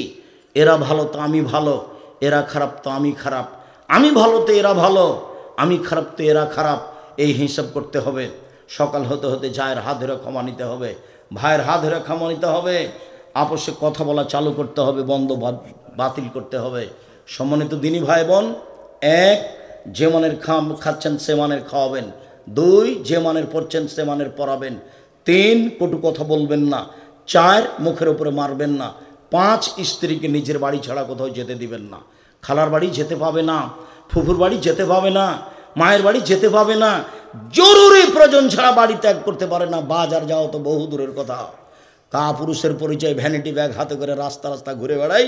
এই দোকানদার এক গুতা মারে, ওই দোকানদার এক গুতা মারে। টাকা আপনি দিয়েছেন, মোহর আপনি দিয়েছেন, লোকে মারে গুতা। আপনাকে একটা খারাপ লাগে না? আপনার একটা আত্মমর্যাদা থাকা দরকার। আত্মমর্যাদা নিয়ে মানুষের মতো মানুষ হয়ে ভারাত্ম বজায় রেখে মানুষের সাথে সদাচরণ করে, স্ত্রীর সাথে সদাচরণ করে, স্ত্রীকে বাড়িতে রেখে বাকি সময় জীবন কাটানোর চেষ্টা করুন। আল্লাহ আমাদের তৌফিক দান করুক, আল্লাহুম্মা আমিন। আল্লাহ, আমাদের যারা মারা গেছে তুমি তাদের কবরের শাস্তি মাফ করো। আমরা যারা অসুস্থ তুমি তাদের আরোগ্য দান করো। আমরা যারা বেঁচে আছি তুমি তাদেরকে তোমার রাসূলের পদ্ধতি অনুযায়ী চলার তৌফিক দান করো, আল্লাহুম্মা আমিন। শুধু বড় প্রতিষ্ঠান নয়, সারা বাংলাদেশ জুড়ে তারা মক্তব পরিচালনা করতে চায়। মসজিদ ভিত্তিক শিক্ষা কার্যক্রম এখন পর্যন্ত 450 মসজিদে মক্তব চলে। জামিয়া সালেফা আল ইতেসাম পত্রিকা বের করে 50টা প্রশ্নের উত্তর আছে। 12 জন বড় বড় মুফতি দিয়ে ফতোয়া দেখা হয়। জামিয়া সালেফে রয়েছে অনলাইন আল ইতেসাম টিভি। সবসময় আপনারা আমাদের বক্তব্য অনলাইন আল ইতেসাম টিভিতে অবগত হতে পারবেন। যাওয়ার পূর্বে সকল দিনী ভাই বোনকে আমাদের ওই বইগুলো সংগ্রহ করার জন্য অনুরোধ জানাচ্ছি। আমার বোনেরা আপনারা সংগ্রহ করবেন, কেন নির্যাতন কি তার প্রতিকার। বেগম রোকেয়ার ব্যাপারে বই লেখা হয়েছে। বইয়ের নাম হচ্ছে কেন হব অবরোধবাসিনী, শিক্ষা বনাম জাহেলিয়াত। আপাতত 1 থেকে 10 পর্যন্ত শিক্ষাকে নাকচ করা হয়েছে। ওমা তোমার আকাশ তোমার বাতাস, সবচেয়ে বদ মানুষ ঠাকুর বললে এই কথা। ও কালিমা তোমার আকাশ, ও কালিমা তোমার বাতাস। আমার ছেলে মেয়ে সকালে বলবে স্কুলে, এটা হতে পারে না। 30 বছর আগে আমি নাকচ করেছি। আমি বলেছি এই দেশে কোন শিক্ষিত মানুষ শিক্ষামন্ত্রী হয়েছে যাবৎ আমার জানা নেই। ঠাকুর এদেশের সবচেয়ে বড় খারাপ মানুষ। ঠাকুর ইংরেজদের দালাল, ঠাকুর বিশ্ববিদ্যালয়ের শত্রু, ঠাকুর বাঙালিদের শত্রু, ঠাকুর জাতির শত্রু। ঠাকুরের গান চলে আমার দেশে। তোমার আকাশ ও তোমার বাতাস, ও কালিমা তোমার আকাশ, ও কালিমা তোমার বাতাস। ঠাকুর বারবার বলে কালিমা তোমার আকাশ। আমি বলেছি তোর বাপের আকাশ। সেকালে সিলেটে 5,000 কোটি টাকার মামলা হয়। যখন আমি কাঠগড়ায় উঠলাম, জজ আমাকে বলল আপনি পিস টিভির আলোচক। আমি বললাম জি হ্যাঁ। তিনি বললেন আপনার মামলা আমি খারিজ করে দিলাম। প্রথম দিনই তিনি কেটে দিয়েছেন। আমি ঠাকুরের বদনাম করলাম কি? আমি বলেছি ঠাকুর বলেছে ও কালিমা তোমার আকাশ, ও কালিমা তোমার বাতাস। আমি বলেছি তোর বাপের আকাশ। আকাশ কার? আল্লাহর। বাতাস কার? আল্লাহর। ও বিশ্ববিদ্যালয়, ঢাকা বিশ্ববিদ্যালয়ের শত্রু, ও বাঙালিদের শত্রু, ও হচ্ছে খ্রিস্টানদের দালাল। যখন আমাদের দিনী ভাই বোন জেল হাজতে আছে ইংরেজদের যুগে, তখনও লন্ডনে দালালি করে, সে আমার বন্ধু হয়? তার মুখের গান আমার ছেলে মেয়ে দিন রাত বলে। এটা আমি আব্দুর রাজ্জাক বিন ইউসুফ 1 মিনিটের জন্য কোনোদিন মেনে নিনি। আমার ছেলে মেয়েকে আমি এখানে একদিনের জন্য যেতেও দিইনি। শুক্রিয়া, জাযাকুমুল্লাহ খায়র। আমি আপনাদেরকে হকের উপরে চলার জন্য আন্তরিকভাবে অনুরোধ জানাচ্ছি। সম্মানিত দেশবাসী, সম্মানিত এলাকাবাসী, সম্মানিত পাবনা জেলার দিনী ভাই বোন, আমি আপনাদেরকে রাসূলের পদ্ধতি অনুযায়ী বাকি জীবন পরিচালনা করার জন্য, পরিবারের উপরে শক্ত হয়ে পরিবারকে সুন্দর করার জন্য, আল্লাহকে সন্তুষ্ট করার অনুরোধ জানিয়ে আপাতত এখানে কথা শেষ করলাম।